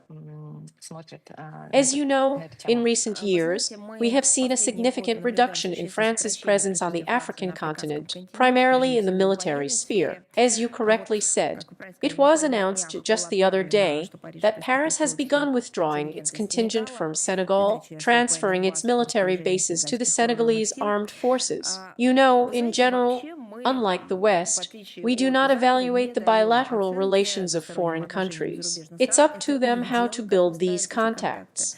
If it doesn't directly or indirectly concern us, we never, strictly speaking, touch on these topics either. It is simply impossible not to note that the desire of a number of African states to gain genuine sovereignty, the diversification of foreign policy and economic partners in recent years, has become increasingly noticeable. This is both understandable and natural. The trend fits into the process of the formation of a polycentric world order, which should and definitely only will be based on equal, mutually respectful relations between states. And the awareness of this new reality is given by the former colonialists and to others, not only to France, but also to other countries, that considered in particular the African continent as a zone not only of their interests, but as their colonies.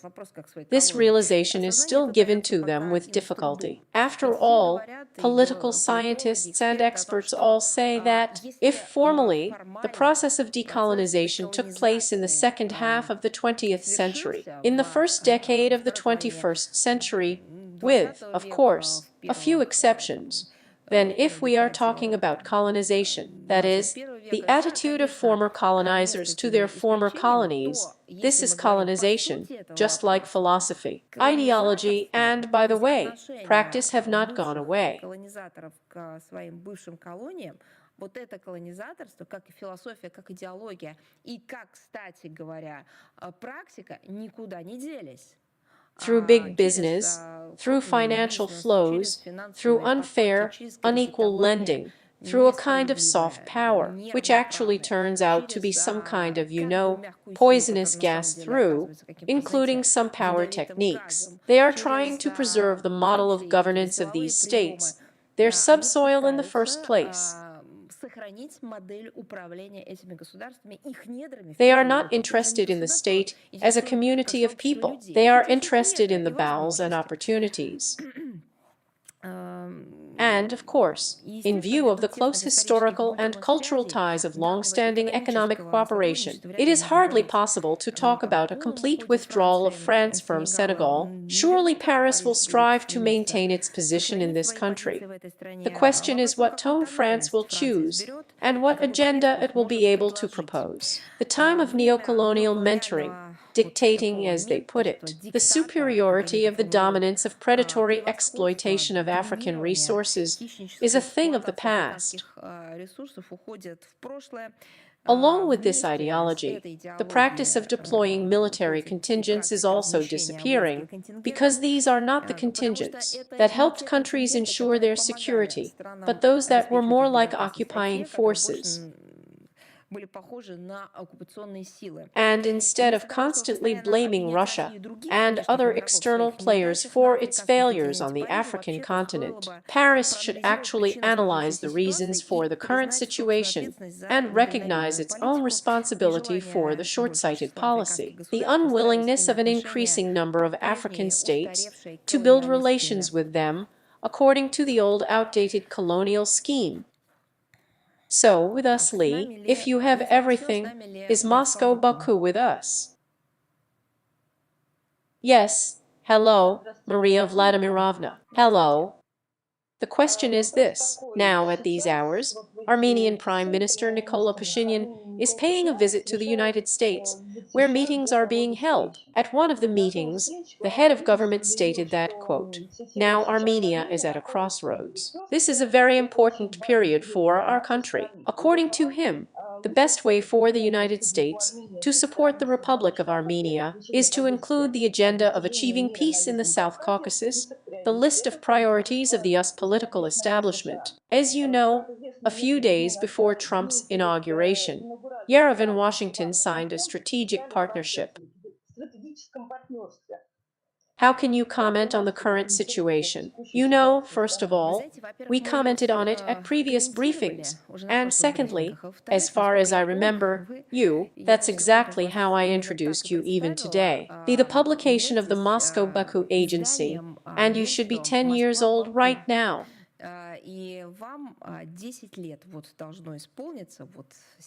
As far as I understand, you are not planning to change your name and reformat it to Moscow Yerevan. Right, there's probably nothing wrong with that, but I don't think it was in your plans. But then stay on the agenda that you cover. In bilateral relations between Russia and Azerbaijan, we have something to comment on in this agenda. We have a lot of plans, We have questions, we have problems.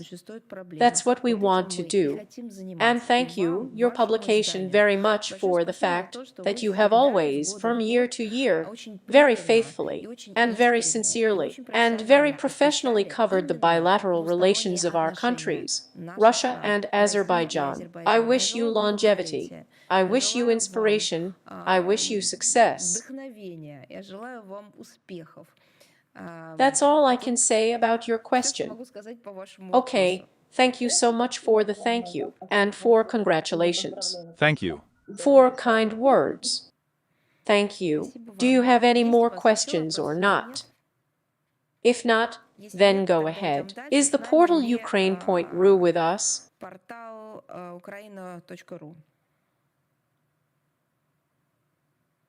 Hello, Maria Vladimirovna. Thank you very much for the opportunity to ask a question. I will join my colleagues in congratulating them on the upcoming Diplomatic Workers' Day. But you have just voiced a message on the subject of my question, that there were some outrageous statements by the Trump administration, in the person of Rubio. Sergei Lavrov also wrote in the magazine Russia in Global Politics that the US transition under Trump.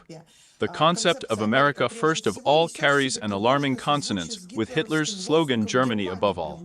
According to the minister, the bet on establishing peace through force can finally bury diplomacy. In such statements, there is no shadow of respect for the obligations of the United States to the UN Charter. So does this mean that Trump and his policies have disappointed Moscow, and so far, we do not see any prospects for resolving the Ukrainian crisis through negotiations with the United States? You know, in order for something to disappoint us, we have to be fascinated by something or be fascinated by something. We were not fascinated by anything, but for a number of reasons, including based on experience. There are analytics and just calculations and calculations, but there is also experience. Therefore, we were not fascinated by anything or anyone. We are ready for substantive work with all those who profess a mutually respectful approach based on international law, bilateral agreements, universal norms of civilized communication, developed as experience, including conducting relevant cases, understanding that words should not differ from deeds, that words and deeds should be held accountable. Ведение соответствующих дел, понимание того, что слова не должны расходиться с делами, что за слова и за дела нужно отвечать. And so on. We are ready for this. We had a lot of difficult partners, difficult situations that we overcame, which became experience and gave results. Therefore, this is exactly how we treat this situation. As for the role or possible role of the United States in resolving the crisis around Ukraine, once again, everything will depend on concrete actions and on the plans of the new administration embodied in these very actions. There are still a lot of words, a lot of statements. There is no such direct clarity on the steps being taken. Therefore, it would be premature to talk about prospects, negotiations, or anything at all in this context, except for one thing: we have clearly stated our position. Literally every day, all representatives respond at all levels in unison, starting from the President of our country, the Minister of Foreign Affairs, representatives of the government, other speakers of the plenipotentiaries, and talk about the Russian approach and view of both the crises of its root causes and the settlement.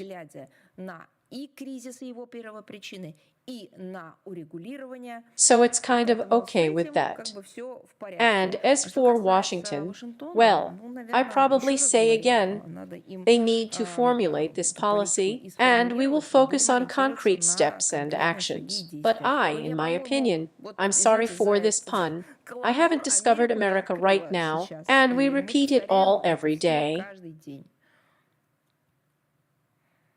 Thank you very much. Thank you for being with us, Lee Portal News. Ru. Maria Vladimirovna, hello there. Pavel Vorobyov. Yes, we are with you. We have two questions for you today. The first concerns the new structure of the foreign ministry itself. The other day, Sergei Viktorovich Lavrov presented a new department, the Department of Partnership with Africa. And here are situations when Russia's ties with the countries of the Black Continent are expanding, and with the countries of the West are shrinking. Will the foreign ministry have such a process of transferring workers who work in Western countries to work in Africa? Like this. Won't there be something? Comment. I heard it. Is there any plans in the Ministry of Foreign Affairs to gradually transfer employees who work Wait. on countries? Me. He worked in Africa. You are almost regularly present here, and you have seen and heard our statements, and specific comments and actions. Accordingly, the comments were about actions in connection with the policy that was carried out against us, Russia, Russian diplomacy, and the Foreign Policy Service, by those whom we called unfriendly regimes for this, among other things. They closed consulates general, they blocked the work of Russian diplomatic and consular institutions. They expelled diplomats. They made the work of diplomats not only extremely difficult, but also extremely dangerous on the territory of their countries, respectively. You remember perfectly well how dozens and dozens, then hundreds of Russian diplomats were forced to return to their homeland, not because they were recalled by Moscow, but because they were blocked from working for the above reasons. There was one reason there, and it was easy for them to work in the ways listed above. The work was blocked by unfriendly countries, in fact, unfriendly regimes in certain countries. Accordingly, against the background of the announced policy of inflicting strategic defeat on Russia, before this deterrence, a sanctions war against our country, as part of a hybrid war against Russia.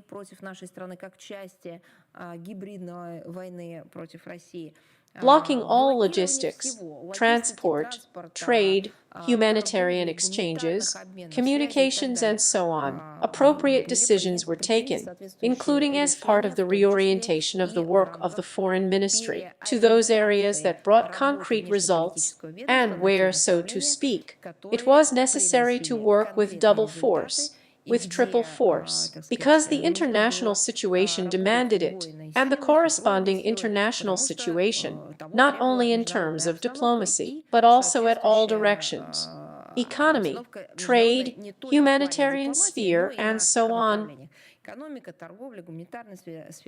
Russian Foreign Minister Sergei Lavrov has spoken about this repeatedly, starting from the year 2022, publicly. Meetings were also held with collectives, including meetings with those diplomats who were expelled by unfriendly regimes, who were forced to leave the countries in which they worked. And accordingly, there was work on their employment. Accordingly, we have been conducting this process for a long time. And when you say whether the transfer is planned, yes, in my opinion, you had such a term. It began not because of a desire to reduce our presence somewhere, but simply out of, I would say, prose, the drama of the life of Western regimes, which began to expel Russian diplomats. And as part of the implementation of the updated foreign policy concept, we are really transferring significant resources, and not only personnel resources of the Western direction, to the demanded diplomatic areas. And, of course, this is both the global South and the East, once again, but it began precisely as an adequate assessment and reaction to the situation created by the collective West.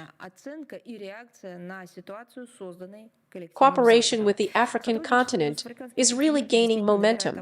It is becoming more diverse, and this was evidenced by the creation of a new department, the Department of Partnership with Africa, starting its work embassy in Burkina Faso, Equatorial Guinea. In the near future, there will be a new activity, as we talked about, and the embassy in Niger of Sierra Leone, the embassy of our country in South Sudan will open for the first time. The plans for the near future are to open these representative offices in Gamba, Liberia, in the Union of the Comoros, Togo, and at the same time, the staffing of new foreign institutions is carried out both at the expense of African diplomats and workers previously employed in other areas of foreign policy, including European areas. I say again, if the consulates general where we worked, which were numerous, were closed, our consular staff worked there, diplomats worked there. Yes, they really got a job in other areas. Someone immediately left for other countries.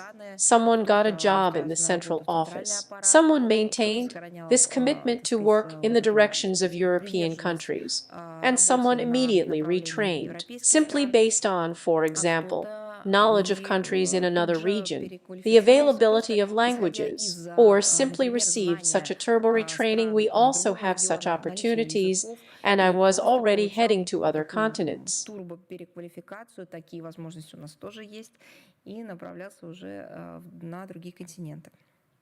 I see. We wish good luck to our diplomats in new directions. And we have the second one about Ukraine. Actually, the ambassador of Ukraine to the United States said that Kiev is ready to discuss holding presidential elections before the end of this year if the US administration initiates this issue. That's how it would be. In this regard, you could comment on the level of, let's say, the sovereignty of the current Ukraine. But what kind of free democratic elections are these, if they depend on the will, decisions and mood of another state? In my opinion, the Ukrainian ambassador simply framed her country with such a statement. She just maybe, I do not know, maybe she's sending distress signals there in this way, maybe she blinked at us all as if hinting that now she will actually utter the first words of truth in many months. But she revealed the essence that we have been talking about for many years, that there is not that there is democracy, but there is no legal system in general, especially since there is no purity of electoral procedures in Ukraine.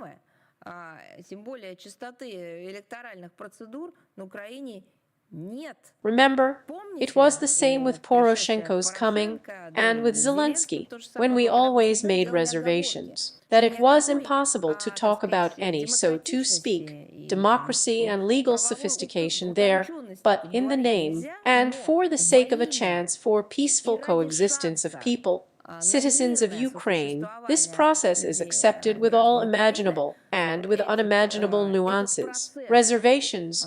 We have always stressed once again, we have emphasized each time, in order to give this country and the people, first of all the country, a chance for a peaceful combination and a solution to overdue, overripe problematic issues.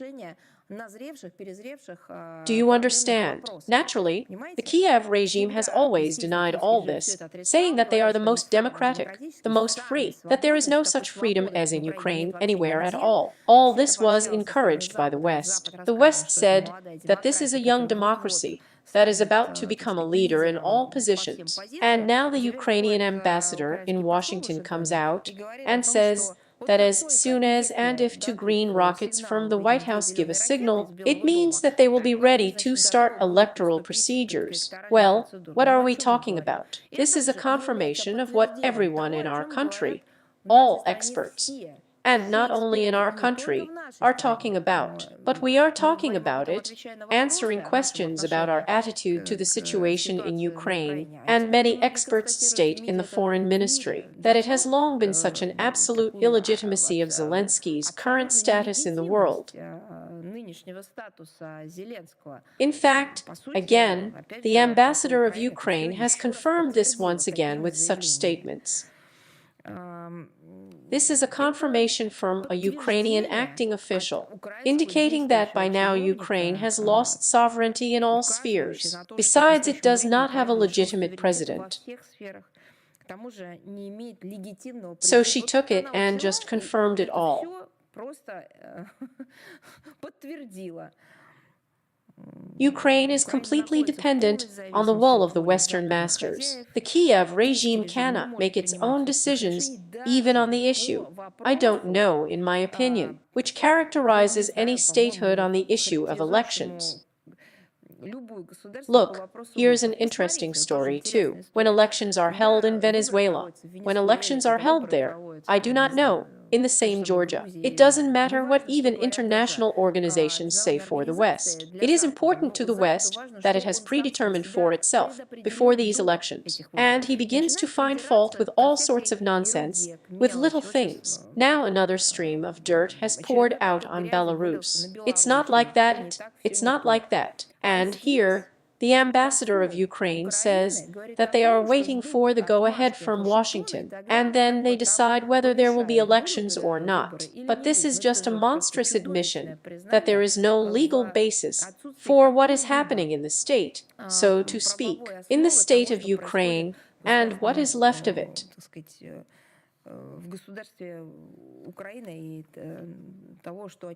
Do you understand how this can be? And the West is fine with this. Of course, wait a little longer.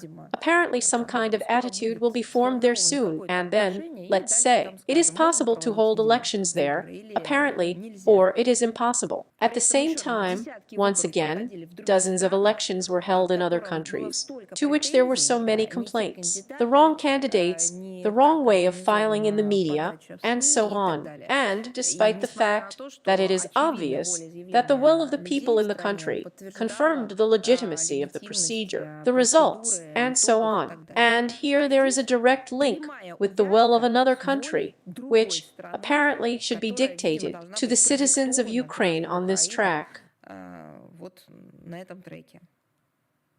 Thank you very much for your comment. Thank you. So, is the Media Corporation of China with us? Yes, Maria Vladimirovna, good afternoon. You have repeatedly, including today, commented on various statements by Donald Trump, but there are so many of them that we have two more questions about them. Less than 48 hours after signing the bill on raising tariffs against Canada and Mexico, Donald Trump announced a decision to postpone the implementation of the same decision for 30 days. In this context, some of my colleagues have characterized these actions as 7 Fridays a week. At the same time, the head of the White House did not postpone the increase in tariffs on goods from China, but admittedly, the increase was significantly lower than the previously announced percentages. And can we assume that these actions are deliberate on the part of the U.S. government on trade issues? And how do you think Washington will be able to achieve its goal at all? First of all, in my opinion, everyone has simply recognized that such statements are tactics of the current US president. His administration and his team, call it tactics, strategy, style,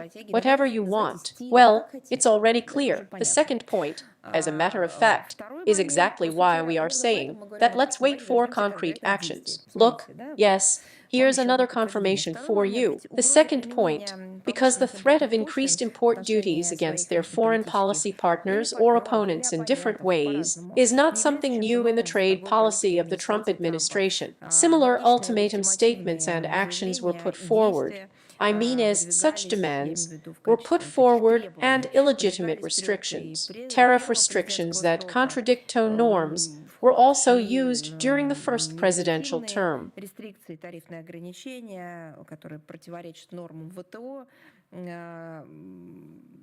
By the way, these are the same intra-organizational ones within the TO. The measures inside the TO were also invented by the United States of America, and now they themselves contradict what they used to impose on everyone else as mandatory. Now, playing with such, I don't know, it seems to me, competitive prospects, but in fact losing competition to Beijing, and not only Beijing, the states are rewriting their own rules on the go, and the rules that they prescribe for others are acting in the style of, apparently, the Wild West.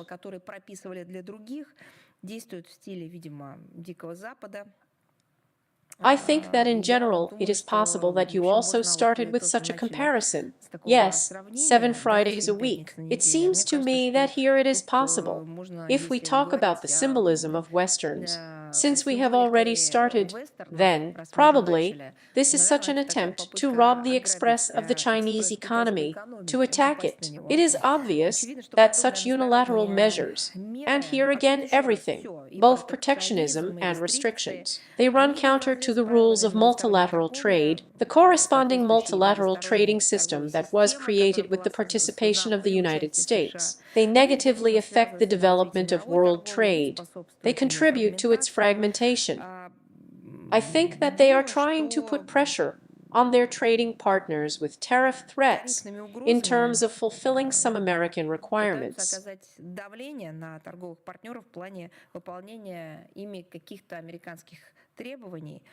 I think that both on the example of Mexico and on the example of Canada, which have promised to take certain measures, including strengthening migration control at their borders of the United States, we see that often the trading partners of the states, whose economies are heavily dependent on the American market, go and are ready to make certain concessions in order to avoid trade escalation. You know, I have read a lot about this, and we have seen how Beijing assesses it, and our Chinese colleagues say that there simply cannot be winners in the trade war between the two largest economies. The negative consequences will also have a global character. I don't think you can say it better. Thank you very much. Another statement, more precisely, by Donald Trump. He has already voiced it at a joint press conference with Benjamin Netanyahu, namely, the United States is ready to occupy the Gaza Strip and begin clearing the exclave. Also, quote, the United States will level the destroyed buildings and create conditions for economic development, providing unlimited employment and housing opportunities to residents of the region. How could you comment on these words? Well, first of all, let's probably have to start commenting on all such statements with this phrase, let's wait for concrete steps. This is one time. Secondly, as for the prospects for normalizing the situation in the Gaza Strip, then, of course, there is no time for jokes, and no time for any comparisons, symbolisms, and so on. This is a tragedy that has unfolded in recent decades, and now it has simply turned into a catastrophe. And as for the prospects for normalizing the situation, we proceed from the fact that the main task today is to ensure the implementation of agreements between Israel and Hamas on the cessation of hostilities, on the exchange of detainees, and we expect that the agreements reached will be strictly observed. The crisis in Gaza is unprecedented in its scale. It has claimed the lives of different estimates there, but tens of thousands of people will finally be overcome. The main thing now is to provide the necessary humanitarian assistance to all those in need. It is important to ensure that the established truce is sustainable, long-term, and we are convinced that it is the solution of this task that is the main, central goal. And all efforts of all parties interested in achieving peace in Gaza should be focused on it, the formation of appropriate conditions for reaching a full-scale settlement of the Palestinian issue. And we believe that any arguments and statements of such, populist, lightweight nature or shocking plan about any other measures, well, of such a palliative nature at the present stage, are counterproductive and do not contribute to solving the problem. Just add tension to the region and to everything.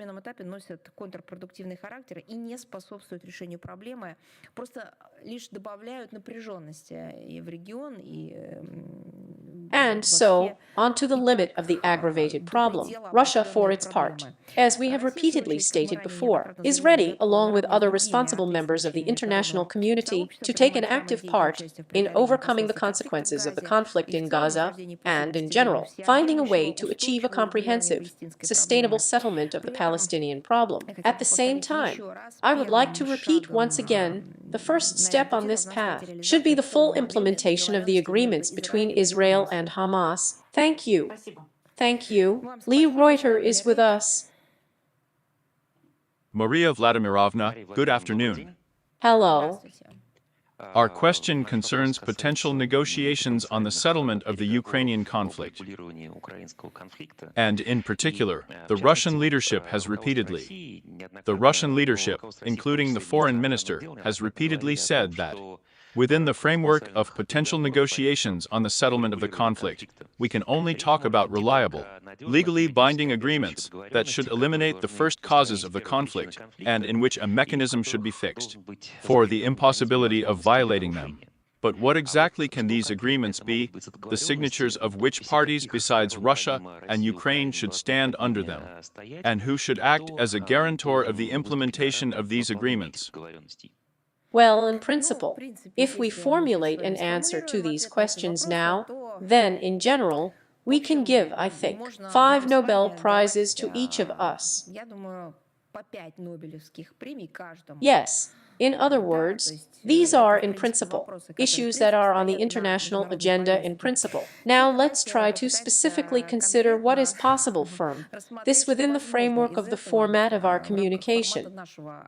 Russia has repeatedly stated its readiness for negotiations and the primacy for us of a negotiated, political and diplomatic approach to resolving crises, including the Ukrainian one. We stand for a truly final, fair, sustainable settlement with the elimination of the entire complex of root causes.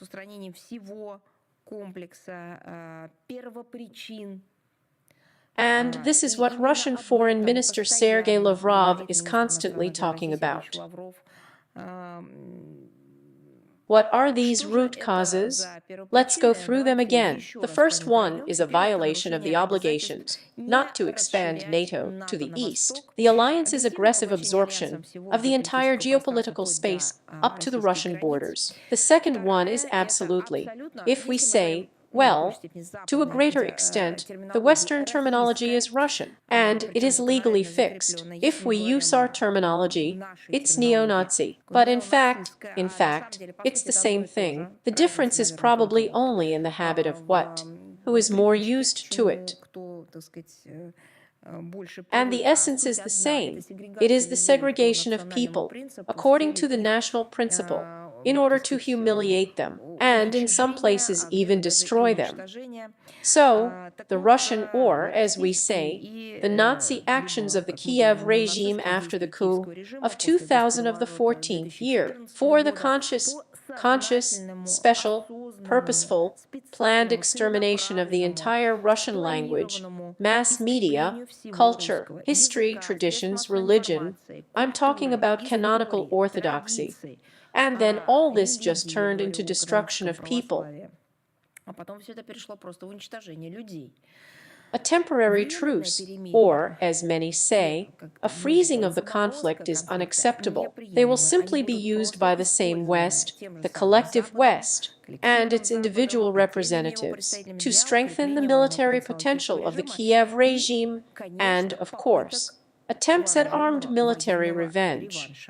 We need reliable, legally binding agreements and mechanisms that would guarantee the prevention of a resumption of the crisis. And again, as Russian Foreign Minister Sergei Lavrov noted on January 14th during a press conference on the foreign policy results of the 24th year, we need agreements that will, to quote directly, fix all the conditions for ensuring Russia's security and protect the security interests of our neighbors, but in a context that will consolidate the impossibility of violating these agreements in an international legal way." End quote.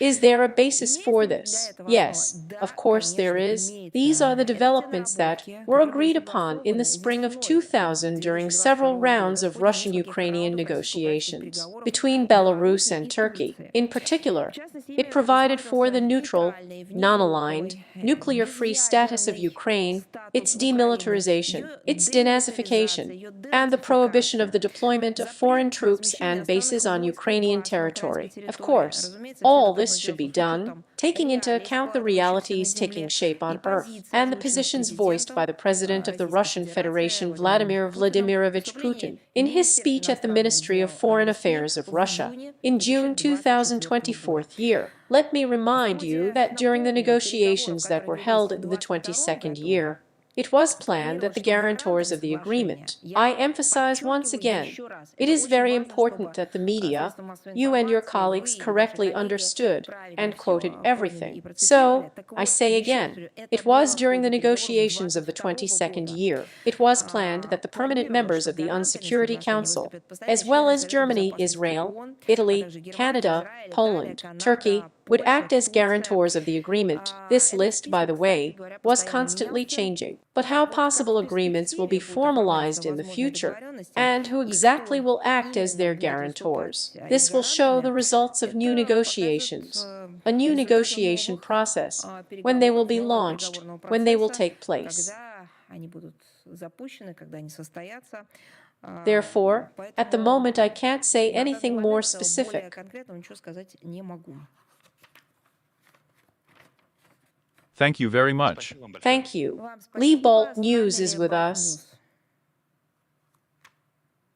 Good afternoon, Maria Vladimirovna. Hello. In Estonia, as you know, they are legislatively trying to transfer the Orthodox Church of the Moscow Patriarchate under the wing of Constantinople, that is, to tear it away from Russia. And in Latvia, elderly monarchies, Russian citizens are also forced to take the Latvian language, threatening them with deportation. It turns out that the Balts deliberately restrict religious freedom, camouflaging it under the issues of security, migration, innovation, and so on. And can the Russian Federation, in this case, enlist the support of LLC to condemn the Baltic authorities in their policy of persecution of the Russian Orthodox Church? As you know, we have also received a lot of questions on this matter, periodically commented on it. Indeed, Tallinn, official Tallinn continues to increase pressure on the Estonian Orthodox Church of the Moscow Patriarchate. Why? In order to undermine its canonical unity with the Russian Orthodox Church,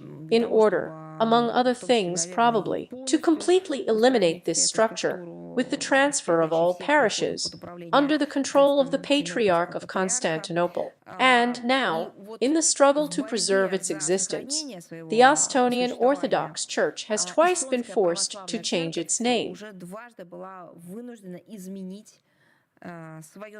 I was rewriting my charter, by the way, and us. Apparently, we are being told about this, and reports are being made about it, as there are a lot of complaints from Orthodox clergy and parishioners about the real arbitrariness and violence against the Estonian Orthodox Church by local authorities at various levels. I would also like to remind her about the open letter to the abbess of the Pretida Assumption Stavropol Convent, Filareta, aka Kalacheva, addressed to Riga Koko. This is the State Assembly, the highest representative legislative authority.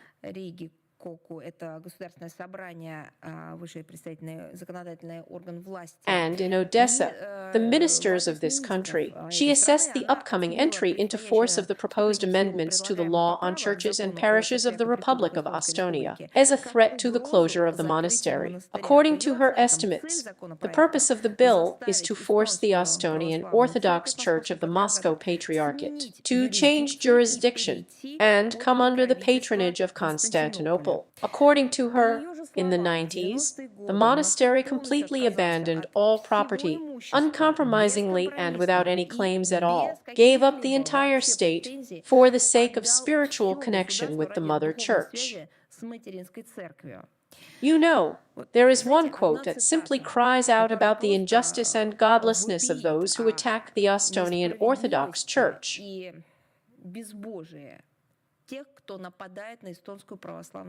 You are outlawing the monastery, giving only two options to choose from, either a change of jurisdiction or forced liquidation, the abbess said in her letter.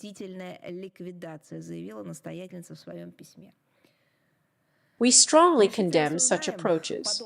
We call on the Estonian authorities to strictly observe the rights of believers regardless of their religious affiliation. And, of course, we are outraged by the situation with the coercion of nuns, and each of them, forgive me, but still I will say it, for more than 70 years. I'm talking about the rapists of the Riga Holy Trinity Sergius Monastery, who are Russian citizens, and so they are forced to pass a test of their knowledge of the Latvian language, in accordance with the amendments to the Latvian law on immigration adopted in the 23rd year. Excuse me, but in general, when we read books about Nazism, the Third Reich, when we watched films, this is something of their practices. This is the same thing that is happening in Estonia now. But it's just some kind of monstrous situation of dehumanization before our eyes. This is a practice devoid of common sense and a disgrace to the official authorities, allegedly necessary as a fight against the threat, with threats to the security of these countries.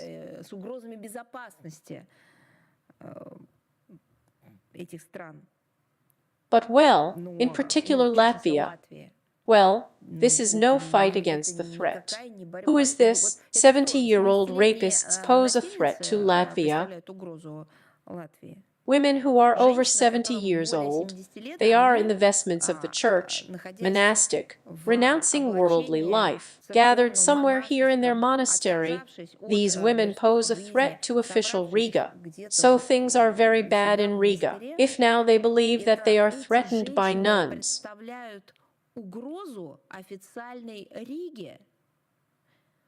Значит, дела у Риги совсем плохо, если теперь они считают, что им угрожают монахини. The only question is, what kind of security are we talking about? Of course, not about the physical security of the state of Latvia, of course. Well, what kind of physical security can there be? What kind of security, then, does the official Riga talk about? That they threaten what? What can nuns threaten? I will say that if they threaten something, it is only one thing, that with their service and faith, devotion to true values, they will threaten lies, and what is now called fakes, in fact, is called a distortion of reality.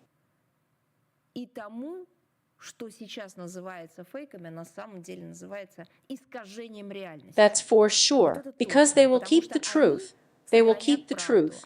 They will be faithful to it. They have made this choice in their lives, and they will obviously carry it to the end, and this cross of their own. We regularly draw the attention of the UN Secretary-General, the High Commissioner for Human Rights, the special procedures of the Human Rights Council, as well as specialized monitoring mechanisms of the OSCE, to the existing policies and practices in such state persecution of the ROC, harassment, persecution of representatives of the clergy and parishioners, including from among Russian citizens, our compatriots. All of this is qualified by us as a gross violation of the right to freedom of religion, provided for in the International Covenant on Civil and Political Rights, as well as the provisions of the International Convention on the Elimination of All Forms of Racial Discrimination. We will touch upon this issue again during the speech of the Russian representatives at the 58th session of the HERC, which, by the way, begins work in Geneva on February 24th. We would also like to note that extensive factual material on the persecution of the ROC, violation of the legitimate interests of believers, is contained in thematic and country reports, prepared by the Russian Foreign Ministry Commissioner for Human Rights,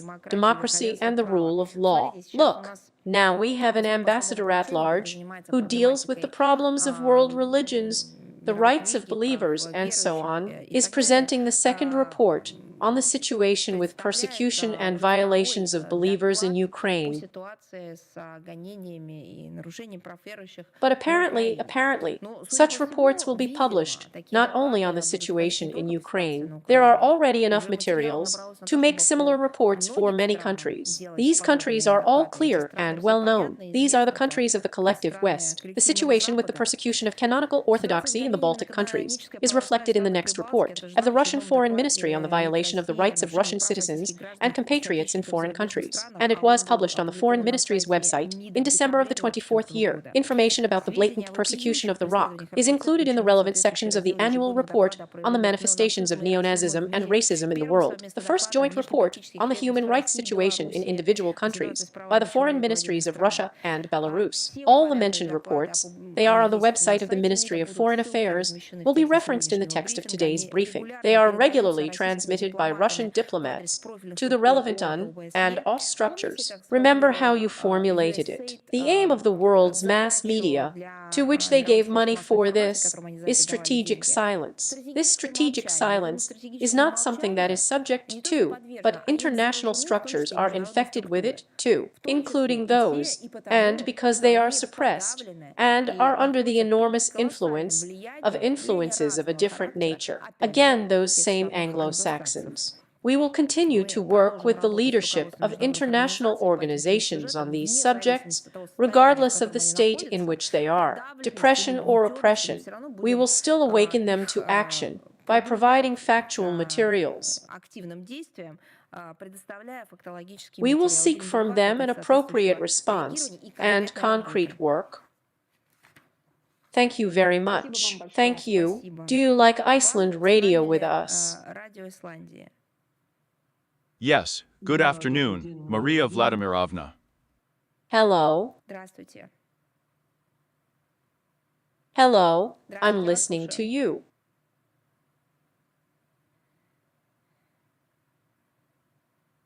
Hello, do you hear? Can you hear us?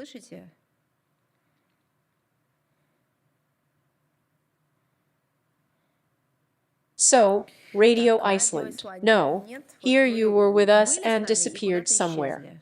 I can even see you, but I can't hear you. Oh, yes, yes, yes. I'm hearing it now. I can hear it now. So, yes, I congratulate you on the holiday. The holiday is just coming. Abroad. And so on. So, you've had a good talk about the use but isn't it too early, probably, to celebrate that this office has been liquidated? And perhaps someone else will come to replace it there. How about this?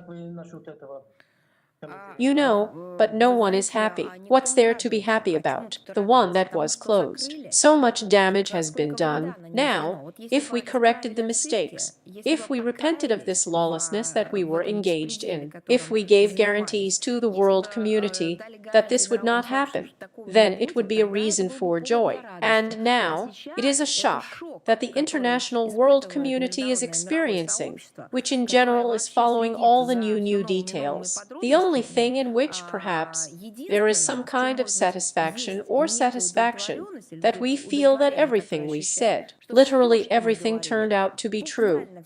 Remember, I always said that the truth will definitely come out. It's a matter of 6 months, a year, 2, 3, and so on. But the mass media also work very powerfully. Time is passing very quickly now, and we are witnessing something that was previously hidden for decades, but now it is manifesting itself. The only thing, of course, is a sense of satisfaction that everything we talked about, having the facts, was fully confirmed after the data on the activities of this structure were disclosed. There is really satisfaction from the fact that we withstood the onslaught of monstrous criticism, accusations, insults, threats, when we closed it, and the council in our country, saying that it is anything but an agency for assistance, development assistance. It is a machine for interference in internal affairs. It is a mechanism for regime change. The political system, the state structure, these are some kind of terminators, but they are definitely not assistants, and this is definitely outside the framework of both Russian legislation and international law. Everything else, I say again, is not related to satisfaction or joy. It is sad and tragic that a leading world power spends money on absolutely destructive actions that lead to catastrophes and tragedies around the world. You see, the colossal sums spent on pseudoscientific concepts related to this most extremist LBT, transgenderism, not yet binary, webinarity, as it is already called, quadrobernity, and so on.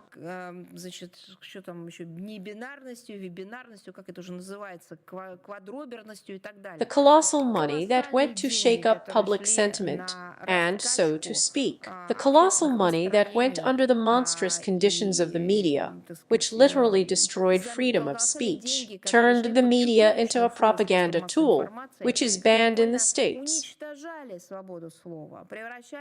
Средства массовой информации в инструмент пропаганды, которая в Штатах-то запрещена. Therefore, I would like to remind you that we qualified the nature of the work of the agency's representatives in our country as not corresponding to the stated goal. But, in my opinion, it was a very soft definition. As for the future of this agency, I think that to one degree or another, it will be very difficult not only for the United States of America, but also for the countries of the collective West in general, to abandon the mentality of interfering in internal affairs. Then, it is necessary to abandon in principle the concept of one's own dominance, one's own exclusivity, the concept of enslaving other countries, using their resources, you know, this attitude of the metropolis to the colony, to the whole world. So where should I start? But all these S is only a consequence of this ideology. It is the implementation of this ideology in practice. Okay, good. I would like to focus on Southeast Asia now. I recently returned from a trip there to the Russian People's Democratic, the Republic of Armenia and I would like to know about Russian relations. What are the prospects for cooperation with the current military government? And what relation do Russian officials have to the opposition in this country?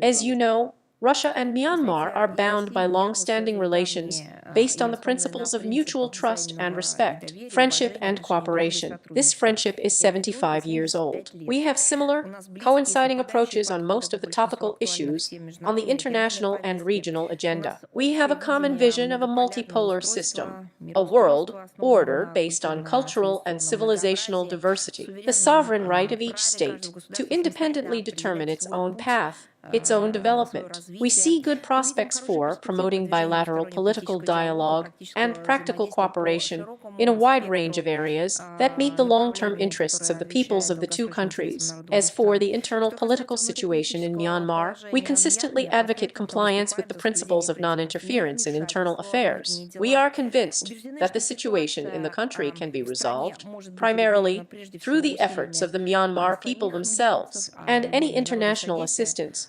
primarily through ASEAN, is called upon to play a supporting role, and the strengthening of sanctions pressure on Myanmar, its attempt to isolate this country with the simultaneous financial, military, and technical support of the radical opposition is counterproductive and does not contribute to the restoration of peace in the country. Thank you. Less than Earl greater than is with us. Yes, hello, Marina Vladimirovna. We have such a question.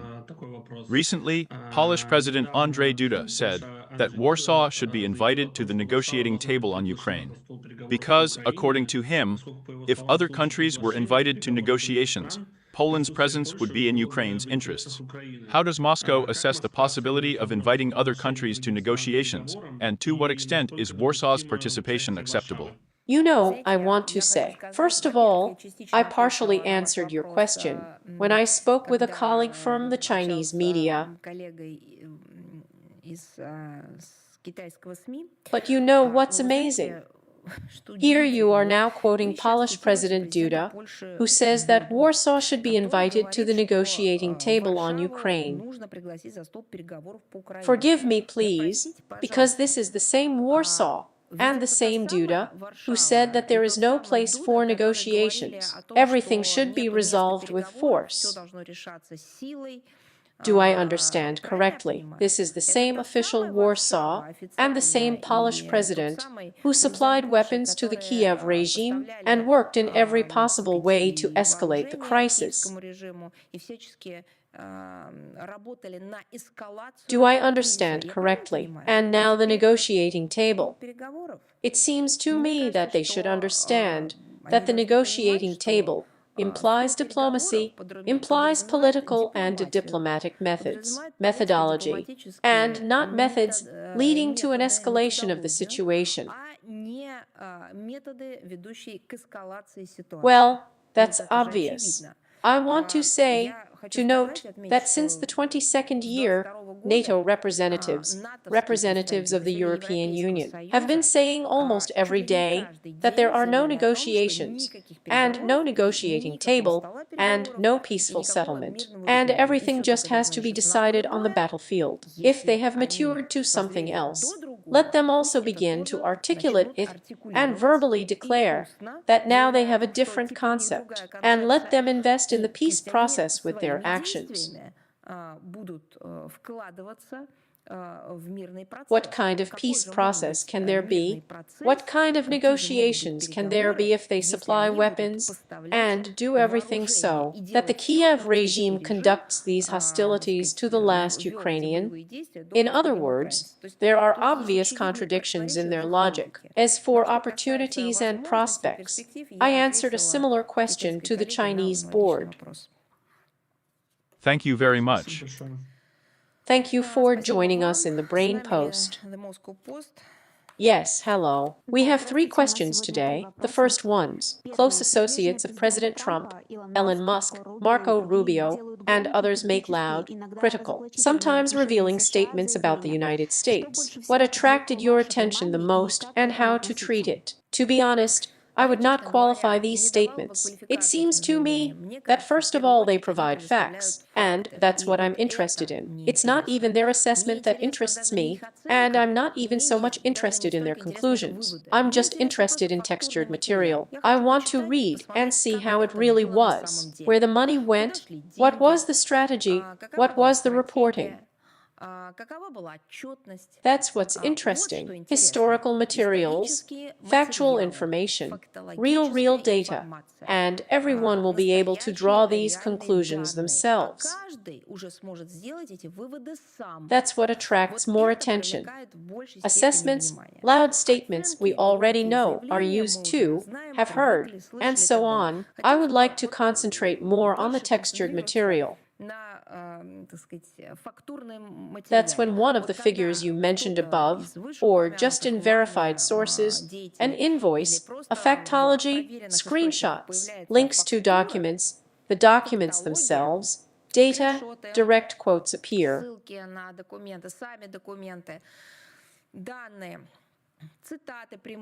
This is the most interesting, and of course, I was shocked by strategic silence as a concept that was offered to the media for loans. Not even loans, for grants. Well, to be honest, I thought that they somehow work thinner or something. I didn't think they'd put it that way. But it turned out so. I was shocked by some completely indecent gender agenda, which has already been reduced to transgender operas, and the allocation of funds for the reshaping of genitals right across the countries.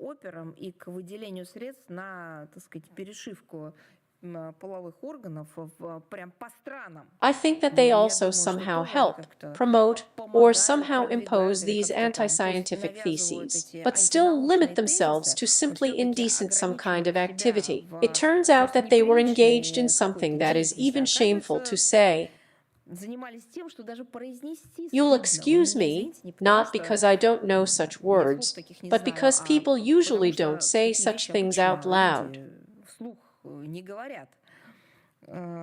And, of course, just regime change programs and the funds that were spent on it. That's what struck me the most, of course, because of everything. These are the 3 points I told you about.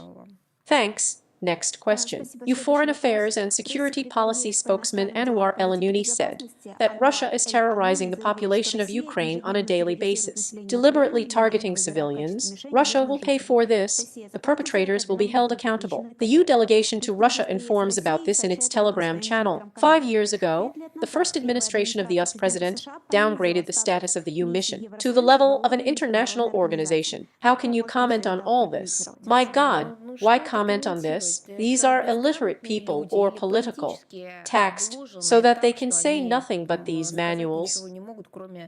Well, what kind of terrorized population of Ukraine is this? There are terrorist acts carried out by the Kiev regime. This is the press secretary of the Ministry of Foreign Affairs, Anwar El-Anouni, who is generally aware that Zelensky confessed. His entourage confessed to committing planned murders against civilians of our country.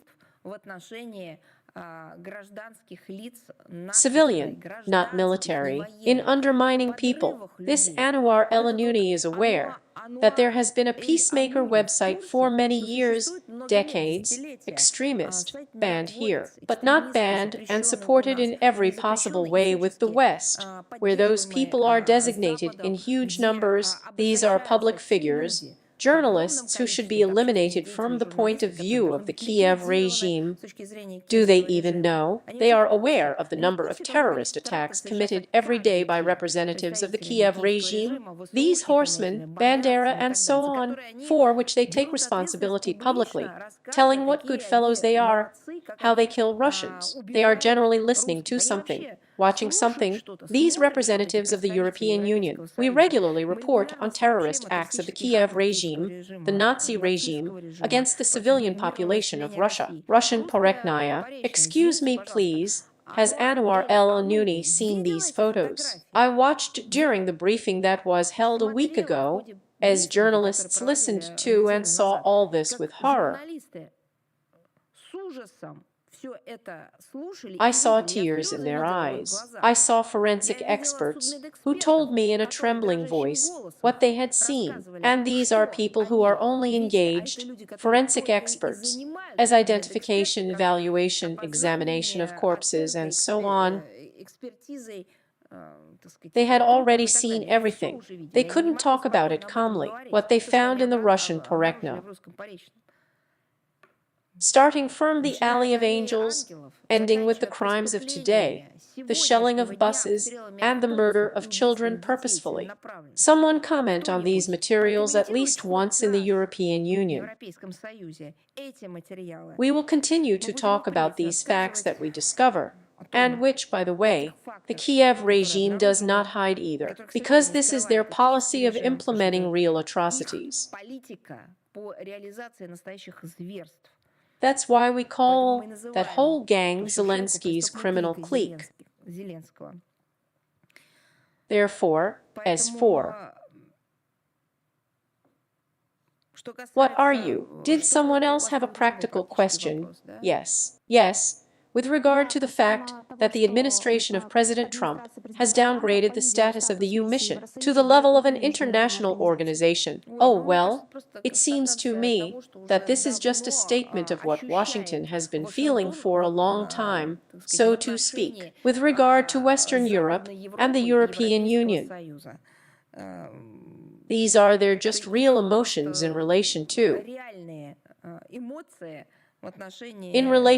those who have lost their sovereignty. Because the degree of servility of Western Europeans towards the United States, in my opinion, does not need any comments, and it seems to me, just more than eloquently, just as some kind of visualization. This was stated by the President of Russia, and he spoke regularly, by the way, and warned the Europeans that they were simply from Western Europeans, that they were losing not only sovereignty, but their sense of self-worth when they were no longer serving at the front, but were already in some kind of, servile fall into the abyss in relation to their overseas senior. They are not even a brother, because Washington does not even consider them relatives. This attitude is like just some kind of non-human, subhuman Thank you. And one last question. From the 4th to the 11th of February, 1945th, the Yalta Conference was held in the Crimea. Last December, Deputy Foreign Minister Sergei Ryabkov mentioned that the Yalta II scenario, 0, is possible within the framework of a peaceful settlement of the conflict in Ukraine. What do you think the prospects for such a scenario look like today? Russian Foreign Minister Sergei Lavrov elaborated on this topic in detail in his article on the 4th of February this year. Thank you. Thank you. So, is Rudolf with us?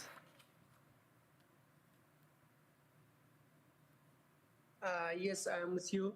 Good afternoon, Hello. Ms. Zakharova, and hopefully everything is good with you.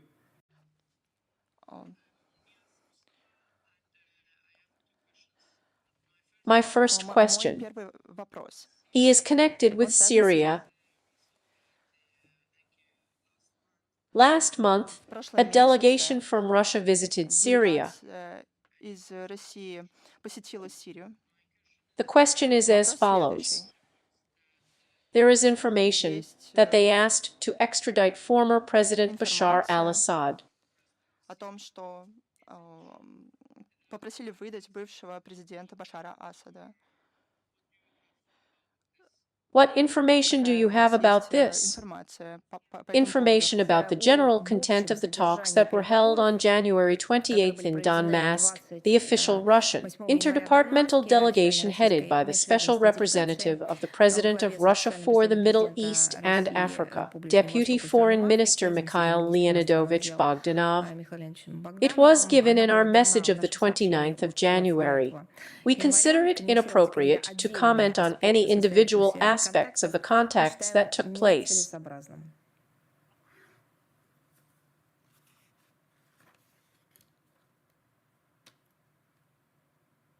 Okay.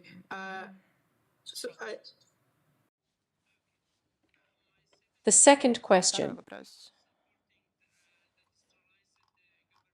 Do you support the Syrian government so that the Kurds and the Rus can have their own administration? What should it look like? Our country is well known on this issue. We have repeatedly voiced it. We proceed from the fact that this topic belongs to the domestic political agenda of Syria and are convinced that the fate of their country should be determined by the Syrians themselves within the framework of a broad national dialogue. At the same time, we consider it important to ensure due consideration of the legitimate interests of all ethno-confessional groups of Syrian society, including Kurds, Druze, as well as strict observance of the basic principles of unity, sovereignty, and territorial integrity of Syria. Really appreciate your response. Thank you very much for the answer. Have a nice day. Is the messenger of the Caucasus with us? Yes, good afternoon, Maria Vladimirovna. Iranian ambassador to Russia Kazim Jalali announced the signing of the Russian-Iranian agreement on the construction of the Rezdistara Railway by the beginning of March, as well as a trilateral meeting with Azerbaijan on the completion of the North-South project. Question: how does Russia assess the prospects for launching the western branch of the North-South? And what issues of project completion will be discussed at the trilateral meeting?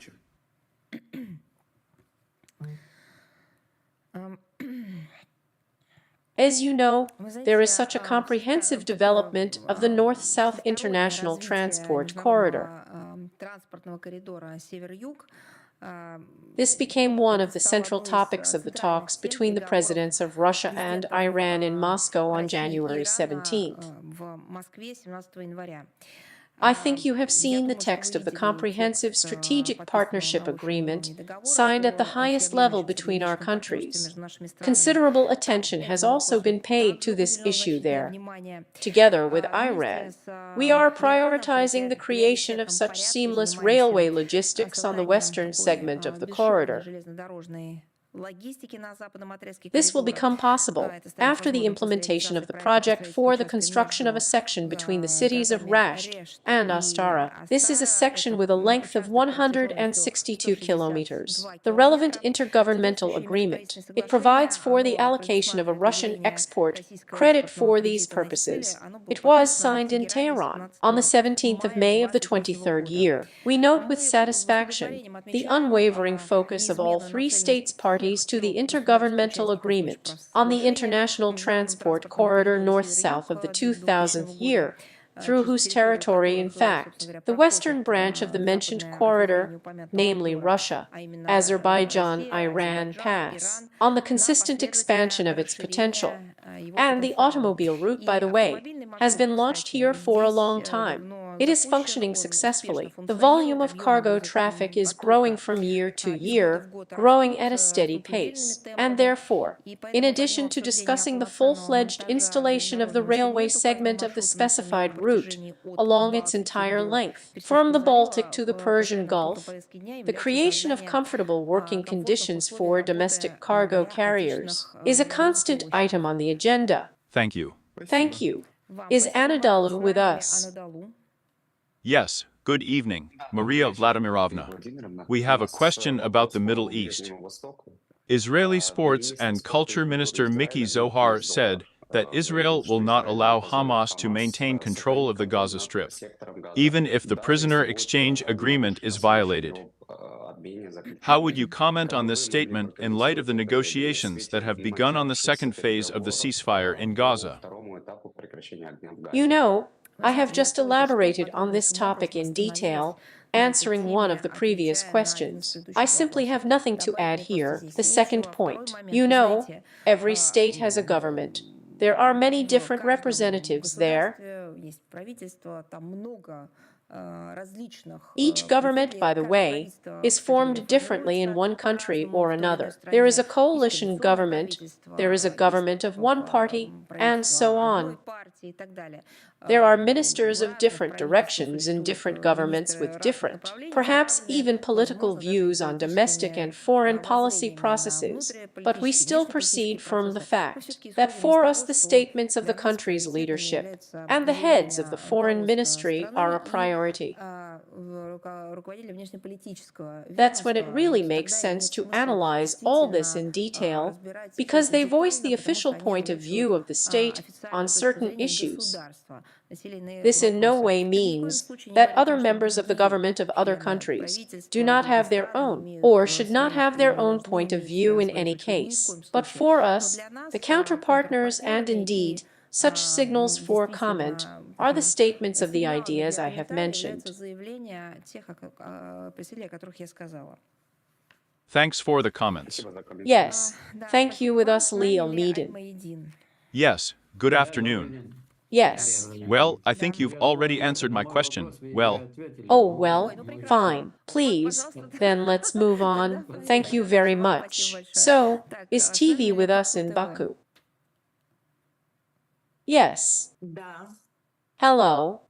Hello, Marie Vladimirovna. Hello. We have one question today. The foreign ministers of the Ministry of Transport, the Ministry of Energy and Customs Services of Russia, Iran, and Azerbaijan will meet in the near future to discuss the progress of the construction of the Astara branch of the North-South Corridor. In other words, an agreement on this route has been previously reached. A few months ago, the foreign ministries of Russia and Iran were discussing the Zangezur Corridor.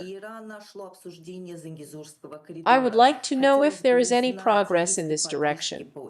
You know, when there is relevant information that I can share, I will definitely do it. At this stage, I don't have any additional news yet. Thank you. Thank you. Is the author with us? Yes, hello, Maria Vladimirovna. Hello. Everyone. The second we are with you, we join in congratulating you on the upcoming holiday. I wanted to get back to our conversation. If you remember, I asked a question about European verbiage. Yes, they deleted the word corruption from their documents, replacing it with various synonyms. Have you managed to study this issue? Yes, I paid attention to him, looked at the statistics, the figures, and the quotes themselves. There is a feeling that the new Belladom administration intends to solve the problem of a significant disparity in mutual trade with the EU, which has developed in favor of the European Union by one means or another.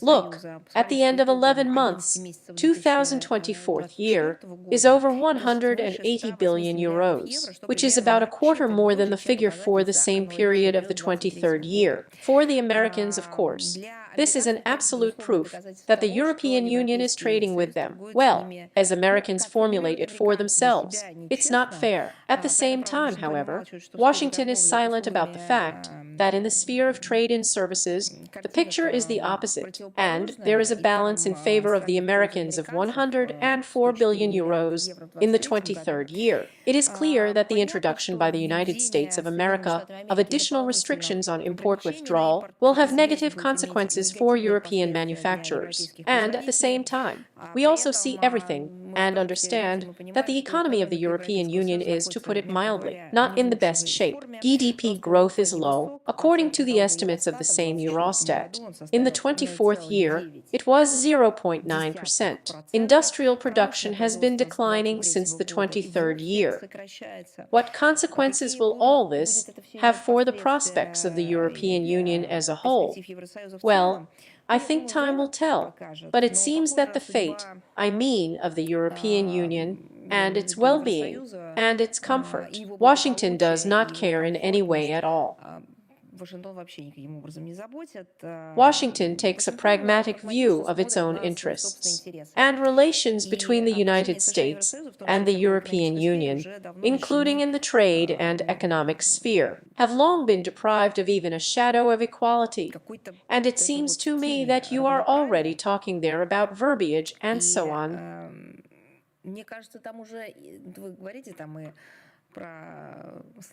And it seems to me that Washington is no longer up to formulations. They basically just burn the verb and say what they want. Another thing is, it seems that the ears of the EU people are simply clogged with wax. And maybe someone there keeps his thoughts sober, but everyone else is, as it were, forbidden to hear and understand. It is obvious to everyone that the interests of the European Union will not be taken into account by Washington. This is not our country, which has always talked about equality in taking into account each other's interests, mutual benefit. Everything will be arranged in a completely different way here, and it was arranged, and it will be. It's just that they probably camouflaged it before. Now they won't be at all. At the same time, we also see that it seems to me that the European Union itself, it seems to have accustomed Washington for years to the fact that this is exactly the way to build relations with it.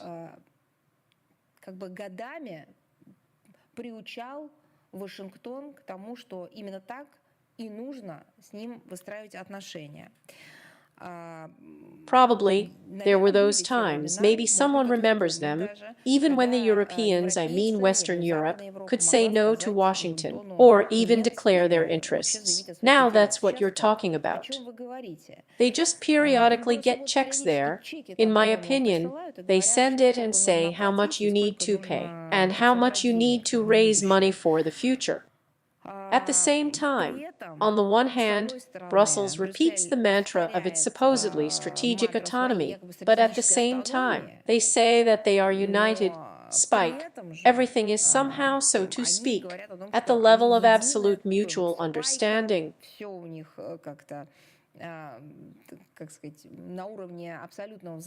But in fact, it turns out that there is neither one nor the other. No strategic autonomy, no spikes, none of this.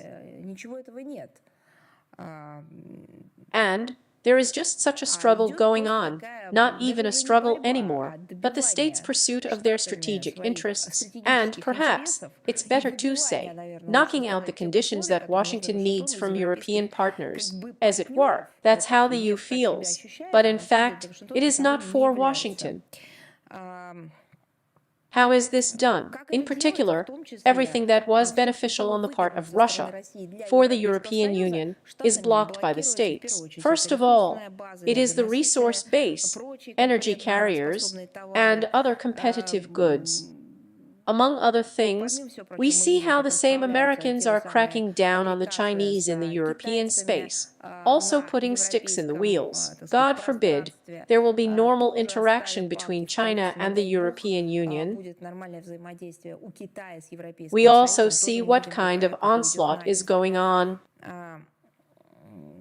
Well, there's a lot of things that can be cited as an example. We see how dependence on the states of the same European Union, Brussels, is simply getting worse, although they are silent about it. And, of course, given the serious reduction in trade turnover between Russia and the European Union, the reorientation of our exports to friendly countries, transatlantic trade wars hardly pose any such direct threat to us.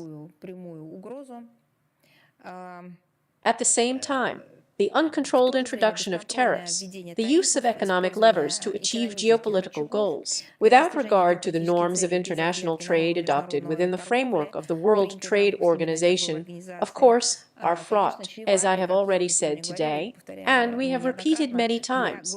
For the global economy as a whole, the reasons have already been mentioned. This includes turbulence in global markets, global production chain, and fragmentation. And the poorest countries will be the first to suffer from this. And in words, as we hear, both Washington and Brussels are so concerned about their well-being. In fact, as we see, no. And we are really concerned that this is an irresponsible policy of the West.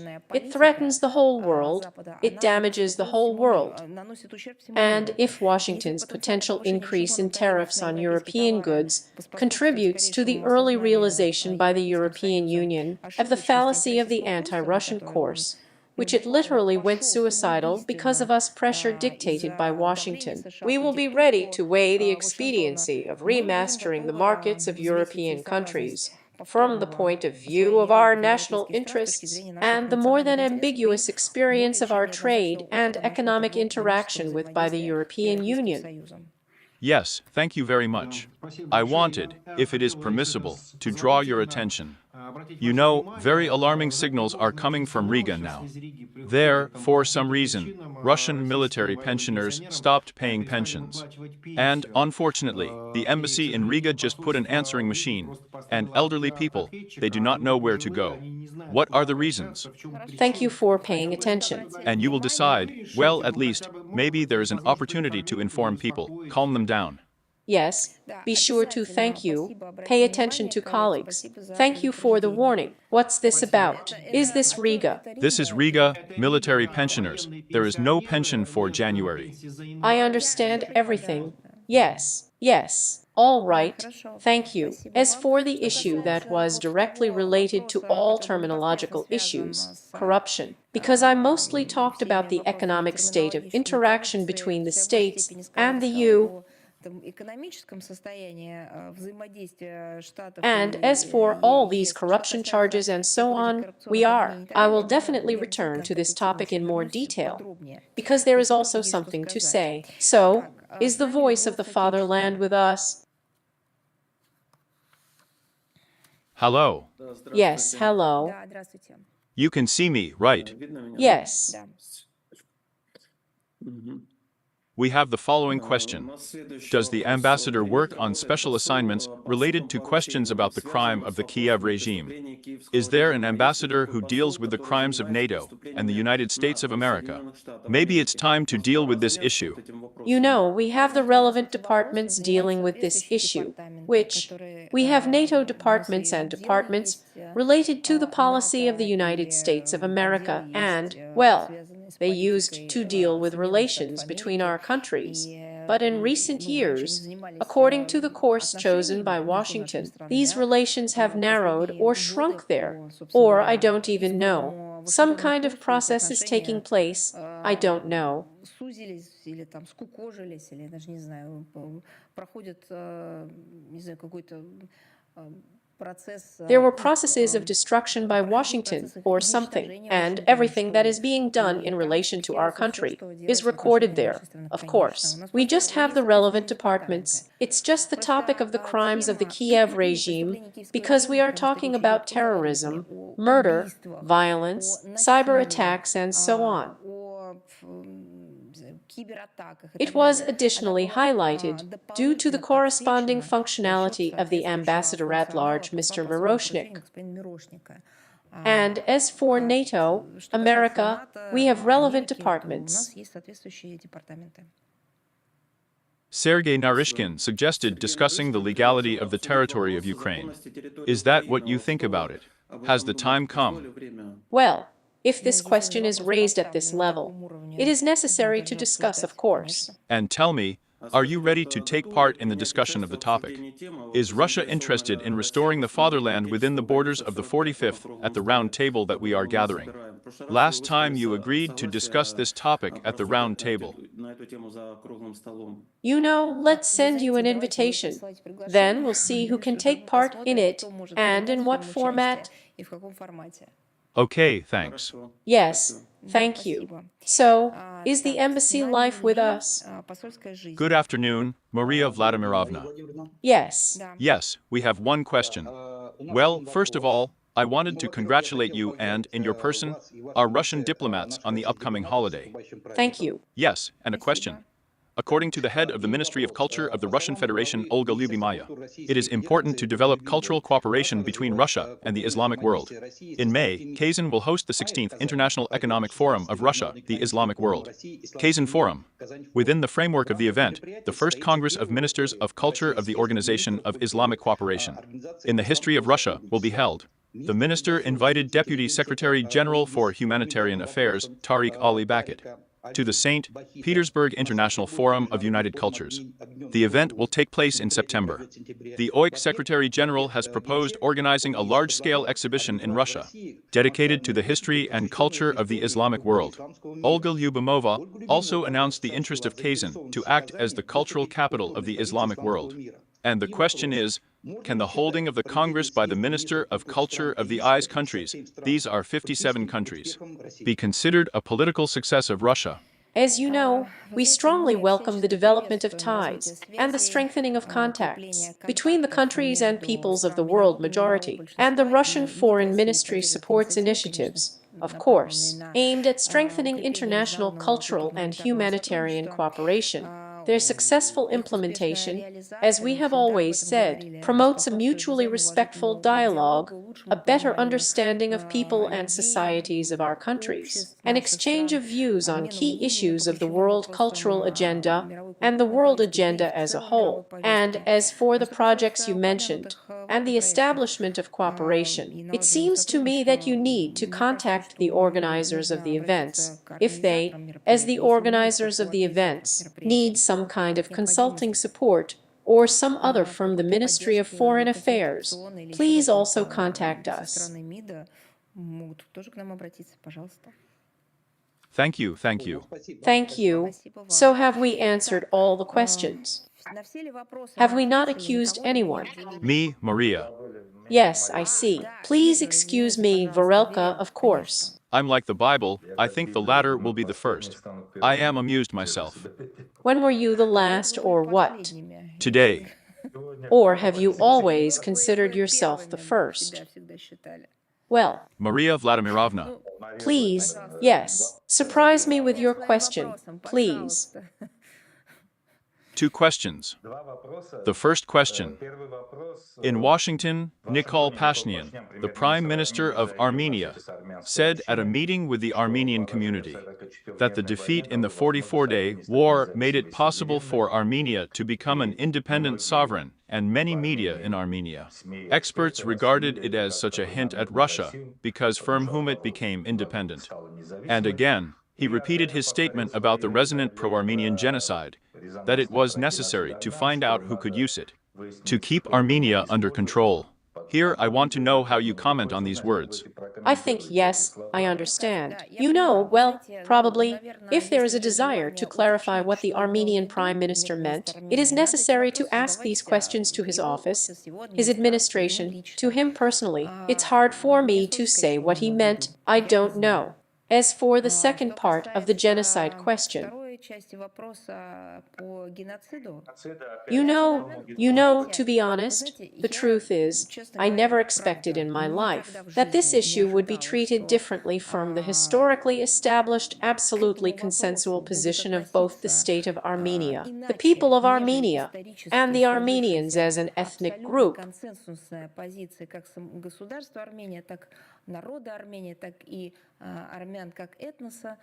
I never thought that this consolidated position, which I say again, has been suffering, formulated and formed over the years, would be subject to some kind of change from within the Armenian community, but you see what statements we have been hearing lately. Yes, I am now talking about the statements in Davos. But again, this is not a question for us. Our country, our position is formulated in the relevant statement of the State Duma, which we regularly cite, which you know we quoted. In my opinion, it's even simple somehow. Well, I don't know, but I say again, for me it was. I will allow myself some kind of almost personal assessment here. I double-checked the quotes that came from Davos. And our position on this issue has been formulated, and has not, so to speak, been subject to change.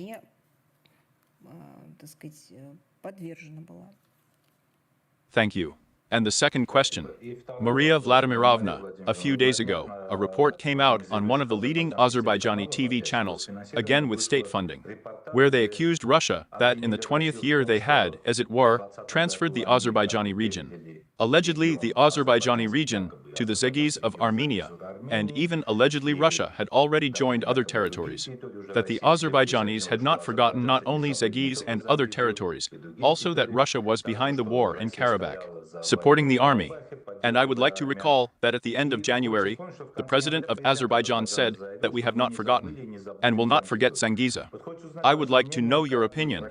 How would you comment on the words where, in fact, both the Azerbaijani authorities and the controlled media expressed territorial claims to the historical regions of Armenia, Suniki, are actually preparing an information justification for a new aggression against Armenia? Well, we consider, and we prescribed it in all documents, declared it verbally during public events, during contacts with our partners, friends, colleagues both in Baku and in Yerevan. This position is that the mass media should, with all the freedom of action and the absence of censorship, as a postulate, as the norm that is postulated in our capitals.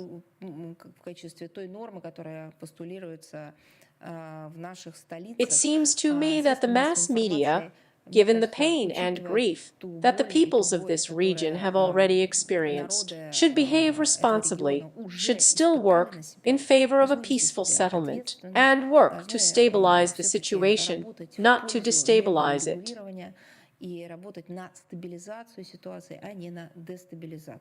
I understand perfectly well, and we ourselves sometimes are criticized for the fact that the Russian mass media, I don't know, broadcast or present their point of view or the point of view of experts, which is not shared by one country or another, by one society or another.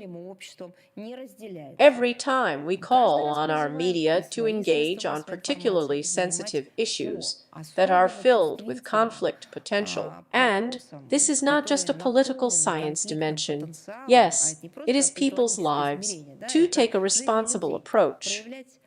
And in this situation, which you have mentioned, I reiterate both our position and our call. Thank you very much. If you have any other questions, please send them. Well, you know, we regularly respond to your requests during the week. I wish you all the best and prosperity. Colleagues, Happy New Year. although I know that our colleagues are actively preparing it now, both informationally and logically. But we will also have the opportunity to congratulate each other. Have a nice day. Until next time.